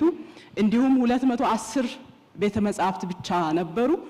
ከለውጡ በኋላ ግን እጥፍ እነዚህ ስራዎች ያደጉበት የንባብ አገልግሎት እንኳን ወስደን በለውጥ ዓመታት ዓመታዊ የንባብ አገልግሎትን ስንመለከት 43.5 ሚሊዮን ዓመታዊ አማካይ የንባብ አገልግሎት እየተሰጠ ይገኛል። 436 ቤተ መጻሕፍትም ተገንብቷል። ለዚህ ዘርፍም ልዩ ትኩረት የተሰጠበት የአብሮት ቤተ መጻሕፍትን ጨምሮ በክቡር ጠቅላይ ሚኒስትራችን በተወሰደው በመደመር መጽሐፍ ሽያጭም ጭምር በትላልቅ ከተሞች ቤተ መጻሕፍትም ጭምር እየተገነቡ መሆናቸው ለዚህ ዘርፍ ትልቅ ስኬት ነው። ከቋንቋ ልማትም ጋር ተያይዞ የብዝሃ ቋንቋ ፖሊሲ የአገራዊ የቋንቋ ፖሊሲም የጸደቀው በዚህ ለውጥ ጊዜ ነው። ይሄን የጸደቀውን የአገራዊ ቋንቋ ፖሊሲ መሰረት በማድረግ አገራችን ያሉ ቋንቋዎችን የመቁጠርና የመሰነድ ስራዎች ተሰርቷል። አሁን ባለን ክትትል ካሉን ቋንቋዎች ውስጥ 63 ቋንቋዎች የስርዓተ ጽሕፈት ተዘጋጅቶ በየአካባቢ ማህበረሰባችን በራሱ በአፍ መፍቻ ቋንቋ የትምህርትም የተለያዩ የሚዲያ አገልግሎትም እያገኘ ይገኛል። የቋንቋ ልማትን ዲጂታል የማድረግም ስራ እየተጀመረ መሆኑን ለማቅረብ ነው። ሌላው ትልቅ ትኩረት ያገኘው ዘርፍ የጥበብ ልማት ዘርፍ ነው። ሁላችሁም እንደምታውቁት ከለውጡ በፊት ለጥበብ መሰረተ ልማት ግንባታ የተሰጠው ትኩረት እጅግ አነስተኛ ነበር። ጥበባት ለግልና ለመዝናኛ አገልግሎት ብቻ ይውል ነበር። ከለውጡ ወዲህ መንግስት ለዘርፉ በሰጠው ልዩ ትኩረት አሰራር ኖሮት ተቋማዊ ሆኖ እንዲመራ በመደረጉ ዘርፉን የሚመራ መዋቅርም ጭምር ባለሙያም ጭምር እንዲደራጅ በመደረጉ ስርዓተ ትምህርትም ተቀርጾ በአሁኑ ሰዓት በመላ አገሪቱ ከአንደኛ ደረጃ ትምህርት ቤት እስከ ሁለተኛ ደረጃ ትምህርት ቤት የጥበብ ትምህርት እንደ አንድ ትምህርት አይነት ተካቶ አገልግሎት እየተሰጠ ይገኛል። በከፍተኛ ትምህርት ተቋማትም ወስደን ብናይ በ11 ዩኒቨርሲቲዎች በ4 የጥበብ ትምህርት መስኮች ከመጀመሪያ ዲግሪ እስከ 3ኛ ዲግሪ ድረስ ትምህርት በዚህ ዘርፍ እየተሰጠ ይገኛል። ሌላው የለውጡ መንግስት ትልቅ ትኩረት የሰጠው የጥበብ ማዕከላትን ግንባታ በሚመለከት ነው። አሁን እዚህ የምንገኝበት ቦታም ጭምር ለውጡ መንግስት የሰጠው ትኩረት የተገነባ የወጣቶችና ህፃናት ቲያትር ቤትም ነው። በብዙ ቦታዎች ከኮሪደር ልማትን መነሻ ተደርጎ ፕላዛዎች ተገንብተዋል፣ ሲኒማ ቤቶች ተገንብተዋል፣ አምፒ ቲያትር ቤቶች ተገንብተዋል። መንግስታችን ለጥበብ ዘርፍና ለጥበብ መሰረተ ልማት ለቅ ያለ ትኩረት የሰጠበት ዘርፍ ነው። ሌላው ከዚህ በፊት ቅድምም እንዳነሳሁት ከለውጡ በፊት ጥበባት ለመዝናኛ ብቻ ይውሉ ነበረ። ባለፉት ለውጥ ዓመታት ግን እይታውን በመቀየር ለገጽታ ግንባታም ለዲፕሎማሲም ጭምር መጠቀም የተቻለበት መሆኑን ለማቅረብ ነው። በተለይ ከኪነ ጥበብ ባለሙያዎችም ጋር ውጭ ሆኖ ከመተቸትም ይልቅ ቀርቦ በጋራ የመስራት ጅምሮች መኖራቸው፣ ለትውልድ ግንባታም ላይ የሚደረጉ ጥረቶች መኖራቸው ለገጽታ ግንባታም ለህዝብ ትስስርንም ለማጠናከር ጥበብን እየተጠቀምን መሆናችንን ለማንሳት ነው። ሌላው መንግስታችን የተለየ ትኩረት የተሰጠው ዘርፍ ስፖርት ልማት ነው። ከለውጡ በፊት ሁላችሁም እንደምታውቁት ስፖርታዊ ጨዋነት ጉድለት የነበረበት ስፖርት ማዘውተሪያ ስፍራዎች ስፖርታዊ ኩነቶች ከሚስተናገዱበት ይልቅ የፖለቲካ አቋም ይዞ የሚከራከሩት አይነት እሳቤ የነበረበት ነበረ ከለውጡ በፊት። እንዲሁም ተተኪና ታዳጊ ስፖርተኞች ልማት ላይ ትኩረት አለማድረግ ችግሮች ነበሩበት። ፖሊሲና ስትራቴጂ ወቅታዊነትና የአካታችነት ችግርም የነበረበት ነበር። የስፖርት ማዘውተሪያ ስፍራዎች እጥረትም በስፋት የነበረበት ጊዜ ነበር። ከለውጡ በኋላ እነዚህን ችግሮች ለመፍታት በተወሰደው እርምጃ ድንቅ ስራዎች ተሰርተዋል። በተለይ ስፖርት ህዝባዊ መሰረት እንዲኖር ከማድረግ አንጻር በተሰራው ስራ የማህበረሰብ አቀፍ ስፖርት ተሳትፎ ከለውጡ በፊት 5.6 ከመቶ ነበር። በአሁኑ ሰዓት 24 ከመቶ የማህበረሰብ አቀፍ የስፖርት ተሳትፎ ደርሷል።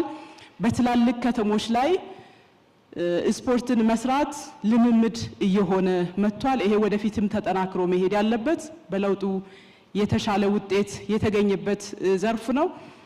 ከስፖርታዊ ጨዋነትም ጋር ተያይዞ በአሁኑ ሰዓት ስፖርታዊ ኩነቶች ስፖርታዊ ውድድሮች የሚደረጉበት እና የተሻለ መሻሻሎች መኖራቸው ከምንም በላይ ደግሞ ትልቅ ስኬት ነው ብለን የምንወስደው ባለፉት 28 ዓመታት ስራ ላይ የነበረውን የስፖርት ፖሊሲን አሁን ወቅቱ በደረሰበት ደረጃና ዓለም አቀፍ ነባራዊ ሁኔታዎችን ታሳቢ በማድረግ የስፖርት ፖሊሲ ከ28 ዓመት በኋላ ተሻሽሎ ወደ ስራ የተገባበት ያን ፖሊሲ መነሻ በማድረግ ፖሊሲውን ለማስፈጸም በኢትዮጵያ ለመጀመሪያ ጊዜ ስፖርት በህግና በአሰራር እንዲመራ ለማድረግ የስፖርት ልማትና አስተዳደር አዋጅ በተከበረው ምክር ቤት የጸደቀበት ስፖርትን በህግና በአሰራር ስርዓት ለመምራት መንግስታችን ልዩ ትኩረት ሰጥቶ የተሰራበት ጊዜ ነበር። ሌላው ትልቅ ስኬት የመጣበት ከስፖርት መሰረተ ልማት ግንባታ አንጻር በክቡር ጠቅላይ ሚኒስትራችን በተወሰደው ኢኒሼቲቭ መካከለኛና አነስተኛ ደረጃ ያላቸው የስፖርት ማዘውተሪያ ስፍራዎች በየቀበሌዎች በየመንደሮች ተተኪና ህፃናት ተጽዕኖ ያላቸው ህፃናት እንዲለማመዱ ለማድረግ በተወሰደው እርምጃ 17636 የስፖርት ማዘውተሪያ ስፍራዎች ባለፉት የለውጥ ዓመታት ጥርጊያ ሜዳዎቹን ጨምሮ የተገነባበት ወቅት ነበር። ሌላው ትላልቅና ዓለም አቀፍ ደረጃ ያሟሉ ስቴዲየም ከመገንባት አንጻር በእሳብም ደረጃ ከፍተኛ የሆነ ለውጥ የመጣበት ከለውጡ በፊት ስፖርት ማዘውተሪያ ስፍራዎች ትላልቅ ስቴዲየሞች ግንባታ የሚጀመረው ለስፖርት ተብሎ ሳይሆን የብሔር ብሔረሰቦች በዓል ለማክበር ተብሎ ነበር ግንባታ ሲደረግ የነበረው። መሰረታዊ የለውጡ መንግስት ያመጣው የምልከታና የእይታ ለውጥ የሚገነቡ ስቴዲየሞች ዓለም አቀፍ ስታንዳርድ ያሟሉ ጥራትን የጠበቁ እንዲሆኑ ከማድረግ አንጻር ድንቅ ስራዎች እየተሰሩ ይገኛል። አሁን ያሉ ትላልቅ ስቴዲየሞችን ብንወስድ የአዲስ አበባ ስቴዲየም የመጫወቻ ሜዳ የፊፋ ከፍተኛ ደረጃ እውቅና አግኝቷል። የአትሌቲክስ መለማመጃ ሜዳም የዓለም አቀፍ አትሌቲክስ ከፍተኛ ደረጃ እውቅና አግኝቷል። ሀላባ ስቴዲየምም የካፍን እውቅና አግኝቷል። ድሬዳዋ ስቴዲየምም የካፍ እውቅና አግኝቷል። የባህር ዳር ስቴዲየም በልዩ ሁኔታ እየተገነባ ይገኛል። የአቃቂ ቃሊቲ ስቴዲየምም በልዩ ሁኔታ ግንባታ ክትትልም እየተደረገ ይገኛል። እነዚህ ስፖርት ማዘውተሪያ ስፍራዎች ስታንዳርድ ጠብቆ በመገንባታቸው ገና ግንባታቸው ሳይጠናቀቅ ጭምር ዓለም አቀፍ ውድድሮች ወደ ኢትዮጵያ እየመጡ መሆናቸው መንግስታችን ለዚህ ዘርፍ የሰጠው ትኩረት ትክክለኛ መሆኑን የሚያመላክት ነው።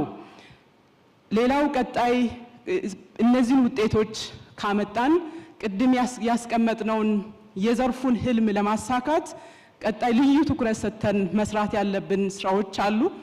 የዘርፉን ኢኮኖሚያዊና ማህበራዊ አስተዋጽኦን ማሳደግ የቀጣይ ልዩ ትኩረት አቅጣጫችን ይሆናል። ቅድም ያነሳሁት የቋንቋ ፖሊሲ የወጣውን በተሟላ መንገድ ተግባራዊ ማድረግ የቀሪ ጊዜያችን ትኩረት አቅጣጫ ይሆናል። የባህል ዲፕሎማሲና የህዝብ ለህዝብ ትስስር የሚያጠናክሩ የኢትዮጵያውያን አንድነትና አብሮነትን የሚያጠናክሩ ከዛ ባለፈ በዓለም አቀፍ ደረጃም የኢትዮጵያን ገጽታ ከፍ የሚያደርጉ ስራዎችን በልዩ ሁኔታ ትኩረት አድርገን የምንሰራቸው ይሆናል።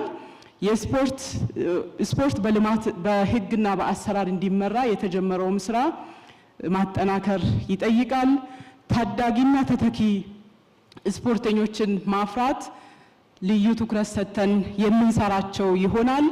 ያልተጠናቀቁ የስፖርት መሰረተ ልማት ግንባታዎችን በማጠናቀቅ ለአገር አቀፍና ለዓለም አቀፍ ስፖርታዊ ኩነቶች ዝግጁ ማድረግ ቀጣይ ልዩ ትኩረት ሰጥተን የምንሰራ ይሆናል። በተለይ ዓለም አቀፍ ኩነቶችን ከማስተናገድ አንፃር ኢትዮጵያ ለመጀመሪያ ጊዜ የዓለም አትሌቲክስ ውድድር በዚህ ዓመት አድርገናል። 2027ም ደግሞ ከዛ ከፍ ያለ የወርቅ ደረጃ ያለውን ውድድር የምናገኝበት ድል ተሰጥቶናል። 2026 የአፍሪካ ባህል ስፖርት ፌስቲቫል ለማዘጋጀት አገራችን ተመርጣለች። 2027 ላይ የስፖርት ጋዜጠኞች ኮንፈረንስ በኢትዮጵያ ለማዘጋጀትም ኢትዮጵያ ተመርጣለች። ሌሎች ትላልቅ ውድድሮችንም ለማስተናገድ እንደ መንግስት ያለን ፍላጎታችን አቅርበናል። ስለዚህ እነዚህ ማዘውተሪያ ስፍራዎችን በጥራት ማጠናቀቅ አገራችን የስፖርት ቱሪዝም ሴንተር እንድትሆን አገራችን ገጽታ ለመገንባትም እጅግ ጠቃሚ ነው የሚሆነው።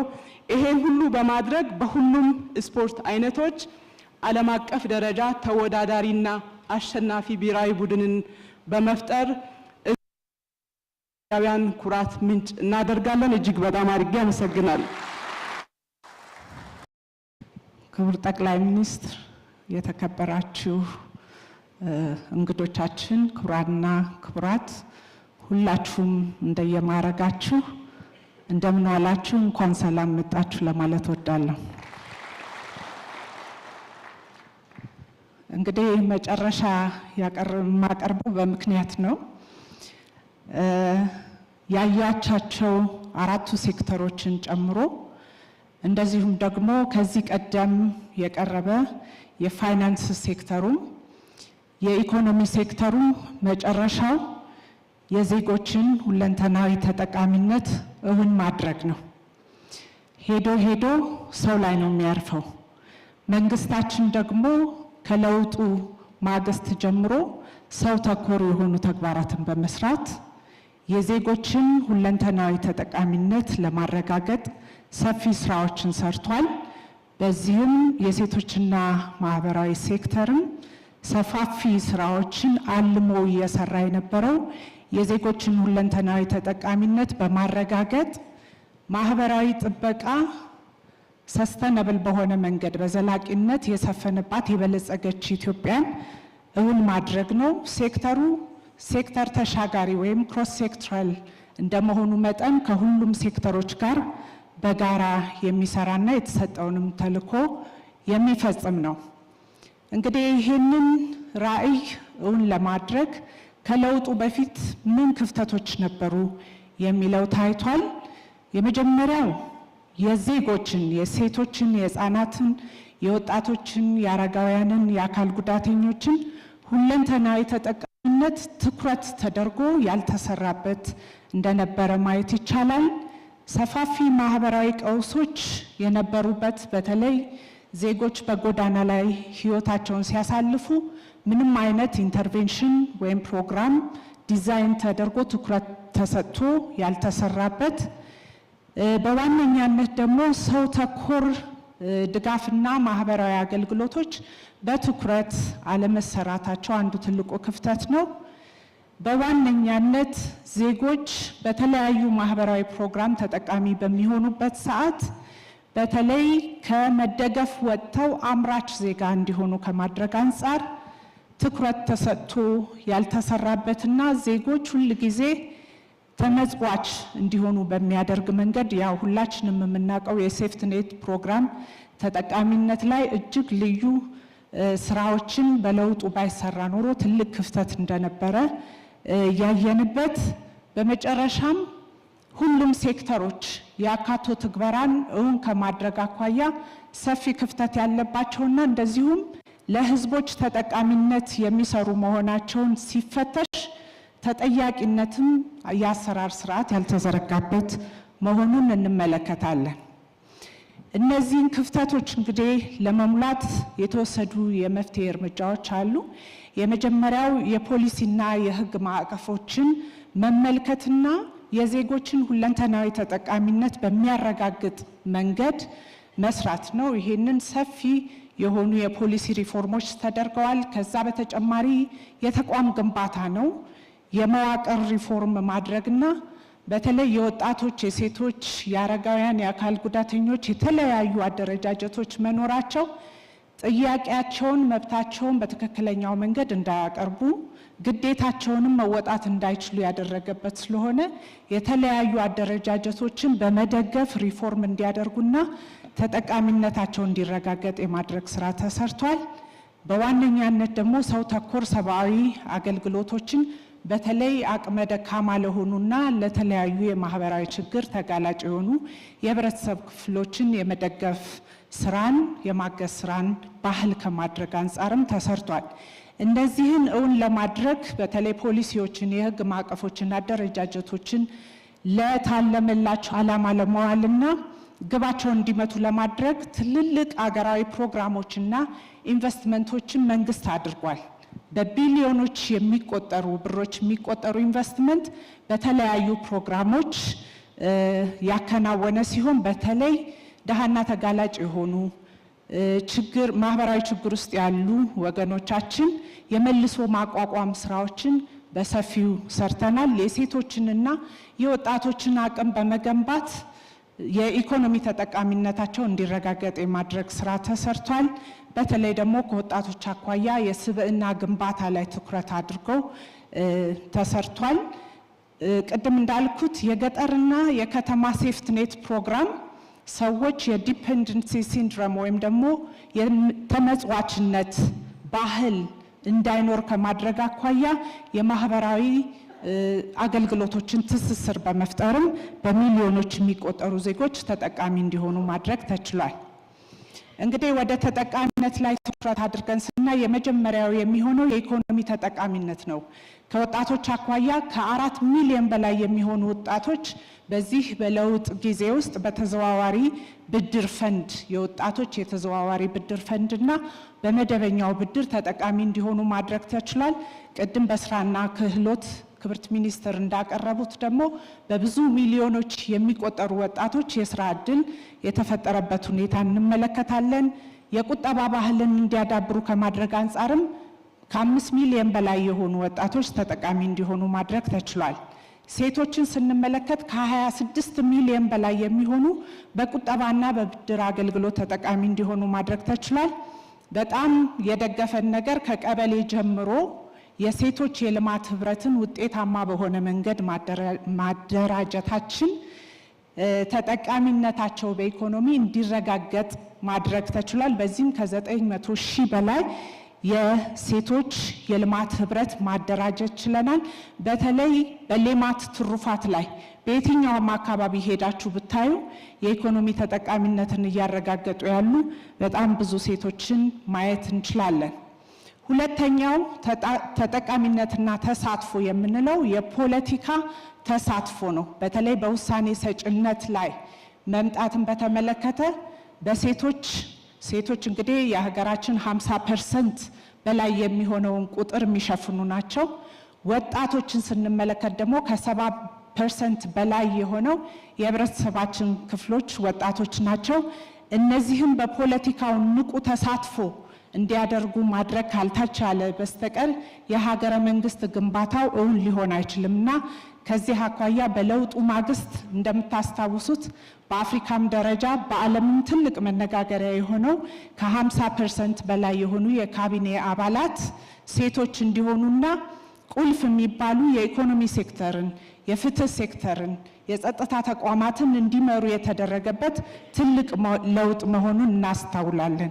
ከዚህ አንጻር በህግ አውጪው፣ በህግ ፈጻሚውም፣ በህግ ተርጓሚውም እንደምታዩት የተሻለ ነገር መፈጸም ችለናል። በወጣቶችም ኢንሲግኒፊካንት ከሚባለው ቁጥር ተነስቶ ተሳታፊ እንዲሆኑ ማድረግ ተችሏል። ከአደረጃጀት አኳያ በተለይ ወጣቶች በተበጣጠሰ መንገድ የተደራጁ ነበሩ። እንደ ሀገር ናሽናል የወጣቶች ካውንስልን መመስረት ችለናል። በ10 ክልሎችም የወጣቶች ምክር ቤት እንዲቋቋሙ ማድረግ ችለናል። ሌላው ተጠቃሚነት ሶስተኛው የማህበራዊ አገልግሎት ተጠቃሚነት ነው። ከዚህ አንጻር በተፈጥሮና በሰው ሰራሽ አደጋ ተጋላጭ የሆኑ የህብረተሰብ ክፍሎችን ከመደገፍ አንጻር ከ10 ሚሊዮን በላይ የሚሆኑ ዜጎቻችን የቀጥታ የገንዘብ ድጋፍና በአይነት ድጋፍ ተደርጎላቸው ከችግሮቻቸው እንዲወጡ ማድረግ ተችሏል። ከ600 ሺህ በላይ የሚሆኑ አካል ጉዳተኞች በተለይ የእንቅስቃሴ ችግር ያለባቸው የአካል ድጋፍ እንዲያገኙ በማድረግ የተሐድሶ አገልግሎቶችንም እንዲያገኙ በማድረግ የእንቅስቃሴ ችግራቸው ተፈቶ በኢኮኖሚ ውስጥ እንዲሳተፉ ማድረግ ተችሏል። በመጀመሪያው እንደ ክፍተት ከለውጡ በፊት ያነሳሁት በጎዳና ላይ ኑሮና አዳራቸውን ያደረጉ ዜጎች ኑሯቸውን በጎዳና ላይ ያደረጉ ዜጎችን አንስቶ የማቋቋም ፕሮግራም አልነበረን። ከለውጡ በኋላ ግን ከ145 ሺህ በላይ የሆኑ በጎዳና ህይወት የሚኖሩ የነበሩ ዜጎች ከዛ ህይወት ወጥተው መደበኛ ህይወት እንዲኖሩ ማድረግ ተችሏል። ትልቁ ነገር ደግሞ በራስ አቅም መደጋገፍና እርስ በእርስ መረዳዳት ባህልን ማጎልበት ነው። ከዚህ አንጻር በሁሉም ቀበሌያት በማህበረሰብ እንክብካቤ ጥምረት እንዲመሰረት ኮሚቴዎች እንዲመሰረት በማድረግ ከ200 ሺህ በላይ ዜጎች ወይም ደግሞ ቤተሰቦች እንዲደገፉ የማድረግ ስራ ተሰርቷል። በአይነትም በገንዘብም ከ3 ቢሊዮን በላይ የሚሆን ሀብት በማሰባሰብ ቤተሰብ ከመፍረሱ በፊት ቀድሞ ለቤተሰብ መድረስና ማህበራዊ ችግራቸውን የመፍታት ስራዎች ተሰርተዋል። ሌላው ለሀገር ብዙ ሲከፍሉ የነበሩ አረጋውያን ትላንትና ያደረጉትን ነገር መርሳት የለብንምና በእድሜ ማምሻቸውም ድጋፍና አገልግሎት እንዲያገኙ በተለይ ጧሪና ቀባሪ የሌላቸውን አረጋውያን ከ700 ሺህ በላይ የሚሆኑትን እንደዚሁ ማህበራዊ ድጋፍ መስጠት ተችሏል። ሌላው ትልቁ ስራ የተሰራው በህገወጥ መንገድ ከሀገራቸው ተሰደው በተለያዩ ሀገራት እስር ቤት የሚኖሩ ዜጎችን የዜጋ ተኮር ዲፕሎማሲ መንግስት ስለሚከተል ታስታውሳላችሁ። ክቡር ጠቅላይ ሚኒስትር ለመጀመሪያ ጊዜ ወደ ሳዑዲ በሄዱበት እሳቸው በሄዱበት አውሮፕላን ዜጎችን ይዘው እንደተመለሱ እናስታውሳለን። ከዛ ጊዜ ጀምሮ በየቀኑ ሁለት ፍላይቶች በተለያዩ አገር በህገወጥ ስደት የሄዱ ዜጎቻችንን በመቀበል በጊዜያዊ መጠለያ ላይ የማህበራዊ አገልግሎትን በመስጠት ወደ ማህበረሰቡ ተቀላቅለው በሀገራቸው ሰርተው መለወጥ እንዲችሉ የተለያዩ ስልጠናዎችና የገንዘብ ድጋፎች ተደርገውላቸው ትልቅ ስራ መስራት ተችሏል። ሌላው ትልቁ ቅድም እንዳልኩት የተመጽዋችነት ወይም ደግሞ የተረጅነትን መንፈስ ከመቅረፍ አኳያ በተለይ በገጠርና በከተማ ሴፍትኔት ፕሮግራም ያሉትን ድጋፍ ማግኘት ያለባቸውን ድጋፍ ማግኘት የሌለባቸው የማህበረሰብ ክፍሎችም እንደተቀላቀሉ ማየት ችለናልና እነዛን የማጥራት ስራ ተሰርቷል። ከለውጡ በፊት እንግዲህ ከ27 ሚሊዮን በላይ የሚሆኑ ዜጎች ድጋፍ ያስፈልጋቸዋል ተብሎ በአንድም በሌላም ሬጂስተርድ ነበሩ። ይሄንን ስናጠራው ግን ወደ 3 ሚሊዮን ዝቅ ማድረግ ተችሏል። ይሄ ዝም ብሎ ቁጥር መቀነስ አይደለም። በፕሮግራም ውስጥ ያሉት ተጠቃሚ ሆነው አምራች ዜጋ እንዲሆኑ የማሸጋገር ስራም በመሰራቱ ጭምር ነው። ይህንን ስንመለከት 9 ክልሎች ተጋላጭና ደሃ የሆኑ የማህበረሰብ ክፍሎችን ከመደገፍ አንጻር ትኩረት ሰጥተው ሰብአዊ ድጋፍን በራሳቸው አቅም ማሳካት ችለዋል። የሰሯቸውንም ስራዎች ስንመለከት የመጠባበቂያ ክምችትን በማድረግ የአደጋ ስጋት ምላሽ ፈንድ በማቋቋም የመጋዘን ዝግጅት በማድረግና ቅጽበታዊ አደጋዎች አገልግሎቶችን በመስጠት ነው። ይሄ እንግዲህ ዩኤስኤድ ሲፈርስ ምን ያህል የተለያዩ የአፍሪካ ሀገራት ኮምፕሌንስ ያደርጉ እንደነበር እናስታውሳለን። መንግስታችን ግን ቀድሞ ዝግጅት በማድረጉ ከተረጅነት ወደ አምራችነት የሚል ፕሮግራም ይዞ በመሄዱ ቅድመ ዝግጅቶች መደረጋቸውና በዚህ መንገድ መሰራቱ ኢትዮጵያ የራሷን ችግር በራሷ መፍታት የምትችል ሀገር እንድትሆን መደላድል ፈጥሮልናል። ሌላው ትልቁ ነገር የማህበራዊ ዋስትና ተጠቃሚነት ነው። ከዚህ አንጻር የግል ድርጅት ሰራተኞችንና የመንግስት ሰራተኞችን ስንመለከት ከፈንዱ ተጠቃሚ የነበሩ ቁጥራቸው እንዲጨምር ሆኗል።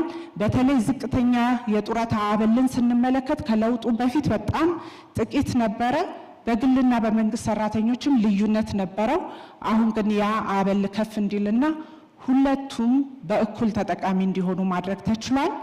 ለጾታዊ ጥቃት ተጋላጭ የሆኑ ህፃናትና ሴቶችን ስንመለከት ደግሞ የተለያዩ ማዕከላትን በመገንባት የህግ አገልግሎት እንደዚሁም የስነ ልቦና የሕክምና አገልግሎት አግኝተው ታድሰው ወደ ማህበረሰቡ የመቀላቀል ስራዎችን በሰፊው ሰርተናል።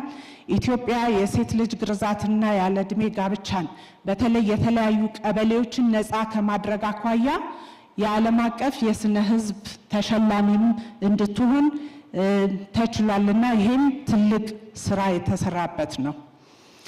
አራተኛውና የመጨረሻው ትልቁ ትኩረት አድርገን የምንሰራበት የትውልድ ግንባታ ነው። ከትውልድ ግንባታ አኳያ የቀዳማይ ልጅነት ስራን ቅድም በትምህርትም በጤናም ሰምታችኋል። በማህበራዊ ጉዳይም የቀዳማይ ልጅነት ስራ ትኩረት ሰጥተን የምንሰራ ነው። ከዚህ አንጻር የመጪው ትውልድ ስነ ልቦና ላይ ሰፊ ስራዎችን ለመስራት እንዲያስችል የስብዕና ማዕከላትን ከህፃናት አኳያ መዝናኛዎችን ከመገንባት አንጻር ከ5000 በላይ የሆኑ ተቋማት ተገንብተው ብዙ ሚሊዮን የሚቆጠሩ ህፃናት ተጠቃሚ ሆነዋል። የህፃናት ማቆያዎችንም የማስፋፋት ስራዎች ተሰርተዋል። በተለይ ደግሞ በአስቸጋሪ ሁኔታ ውስጥ የሚገኙ ህፃናት ወላጆቻቸውን በተለያዩ ምክንያት ያጡ ህፃናትን ከ2 ሚሊዮን በላይ የሚሆኑ አንደኛ በሀገር ውስጥ ጉዲፈቻን በማበረታታት የተቋማት 1% አገልግሎት ከክቡር ጠቅላይ ሚኒስትር ጽሕፈት ቤት ጀምሮ ሁሉም ተቋማት የ1% ስፖንሰርሺፕ ድጋፍ እንዲያደርጉ በማድረግ የአደራ ቤተሰብንም እንደዚሁ በማገናኘት ከ2 ሚሊዮን በላይ ህፃናት ተጠቃሚ እንዲሆኑ ማድረግ ተችሏል። ሌላው የትውልድ ግንባታ ላይ ወጣቶች ላይ ትኩረት አድርገን የምንሰራው ስራ ነው። ይሄም ከበጎ ፈቃድ አገልግሎት አኳያ ከ25 ሚሊዮን በላይ የሚሆኑ ወጣቶች የበጎ ፈቃድ አገልግሎት ተጠቃሚ ወይም ደግሞ ማህበረሰባቸውን የሚያገለግሉ አገራቸውን በፈቃደኝነት የሚያገለግሉ እንዲሆኑ ማድረግ ተችሏል።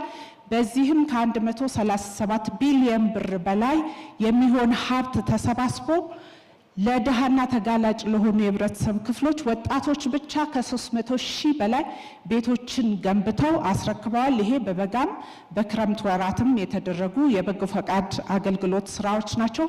በሰላምና ደህንነት ዙሪያም ሰፊ ስራዎች እንዲሰሩ ማድረግ ተችሏል። ከህፃናት ጀምሮ ደግሞ የበጎ ፈቃድ አገልግሎት ጽንሰ ሀሳብ ባህል እንዲሆን ከማድረግ አንጻር ከ5 ሚሊዮን በላይ የሚሆኑ ህፃናት ተጠቃሚ እንዲሆኑ ማድረግ ተችሏል ወይም ማህበረሰባቸውን እንዲያገለግሉ። ሴቶችም እንደዚሁ ከ14 ሚሊዮን በላይ ተሳታፊ ሆነዋል። ትልቁ በህፃናት ላይ የሰራ ነው የሀገርህን እወቅ ጉብኝት። ህፃናት ሀገራቸውን ማህበረሰባቸውን አውቀው እንዲያድጉና ለቀጣይ የሀገረ መንግስት ግንባታው ላይ ትልቅ አስተዋጽኦ እንደሚያደርጉ በማመን የሀገርን እወቅ ጉብኝት ላይ ከ4.5 ሚሊዮን በላይ ህፃናት እንዲሳተፉ ማድረግ ተችሏል። እንግዲህ ትልቁ እነዚህን ሁሉ ስራዎች ስንሰራ ዘመኑም የቴክኖሎጂ እንደመሆኑ የዲጂታላይዜሽን ስራዎችን እውን ማድረግ ነው። የኢትዮጵያ ዲጂታል 2030 ነውን ከማድረግ አኳያ እንደ ተቋምም እንደ ሴክተርም ሰፊ ስራዎች ሰርተናል። የህፃናት ጉዳይ መረጃ አያያዝ ስርዓትን ከቀበሌ ጀምሮ በታብሌት ሬጂስተር እየተደረገ በሁሉም አካላት በየደረጃው ችግሮች እንዲፈቱ ከማድረግ አኳያ ሰፊ ስራ ሰርተን ውጤት ያመጣንበት ነው። የጉዲፈቻ ከዚህ በፊት ወደ ውጭ ሄደው የሚያድጉ የነበሩ ልጆች ማንነታቸውን ሀገራቸውን ፈልገው ሲመጡ የምናገናኝበት ሜካኒዝም በጣም ትራዲሽናል ነበር። እነዚህን ሜካኒዝሞች ዲጂታላይዝ በማድረግ በአጭር ጊዜ የምንፈልገው መረጃ እንድናገኝ ማድረግ ስራዎች መስራት ችለናል። የጾታዊ ጥቃት ጉዳዮችንም መረጃ የምንዝበትን ማዘመን ችለናል። ትልቁና በጣም ወሳኝ የሆነው ስራ የሰራ ነው በተለይ ከተረጂነት ወደ አምራችነት ዜጎቻችንን ለማሸጋገር የማህበራዊ ጥበቃ ተጠቃሚዎች መረጃ አልነበረንም። ከዚህ በፊት በአንድ ፕሮግራም ሊደገፍ የገባ ሰው ሁሉ ጊዜ መዛ ፕሮግራም ውስጥ ሮል አውት የሚያደርግና ግራጁዌት የማያደርግበት ሲስተም ነበረ። ስለዚህ ኤርጎጌ አንድ ኤርጎጌ ሆና በየትኛውም ፕሮግራም ተጠቃሚ የምትሆን ከሆነ ግራጁዌት እስከምታደርግበት ድረስ ይህ የመረጃ ስርዓት ያገለግለናል ማለት ነው። ናሽናል ሶሻል ሬጂስትሪ ሲስተም አንድ ሰው አንድ ነው በሚለው ከዲጂታል አይዲ ጋር በማገናኘት ቀጣይ የምናደርገውን ድጋፎች ውጤት ተኮር እንዲሆኑ ከማድረግ አኳያ ሰፊ ስራ መስራት ተችሏል። የቀጣይ አቅጣጫዎችን ልበልና አቋጫለሁ። የመጀመሪያው ዘላቂ የማህበራዊ ጥበቃ ስርዓትን በሀገራችን እውን ማድረግና ከተረጂነት ዜጎቻችን ወደ አምራችነት እንዲሸጋገሩ ማድረግ ነው። ጾታዊ ጥቃትን የሚከላከል ሳይሆን የማይታገስ ማህበረሰብ ከመፍጠር አኳያ መንግስት የዜሮ ቶለራንስ ወይም ደግሞ ዜሮ የመታገስ አቋምን ተግባራዊ የሚያደርግ ይሆናል። ህፃናት በችግር ውስጥ ያሉትን በሀገር ውስጥ አማራጮች ቅድም እንዳየነው እንዲደገፉ ማድረግ፣ የወጣቶችን የበጎ ፈቃድና የበጎ ፈቃድ ብቻ ሳይሆን ደግሞ እንደ ዜጋ የዜግነት አገልግሎትን እንዲሰጡ በማድረግ በሀገረ መንግስት ግንባታ ውስጥ የራሳቸውን ሚና እንዲጫወቱ እንዲወጡም የማድረግ ስራ ይሰራል። የሴክተሩን ዲጂታላይዜሽን አጠናክረን የምንቀጥል ይሆናል። የተቋማትን የአካቶ ትግበራና የተጠያቂነት ስርዓትንም አጠንክረን የምንሄድ ይሆናል። ከልብ አመሰግናለሁ።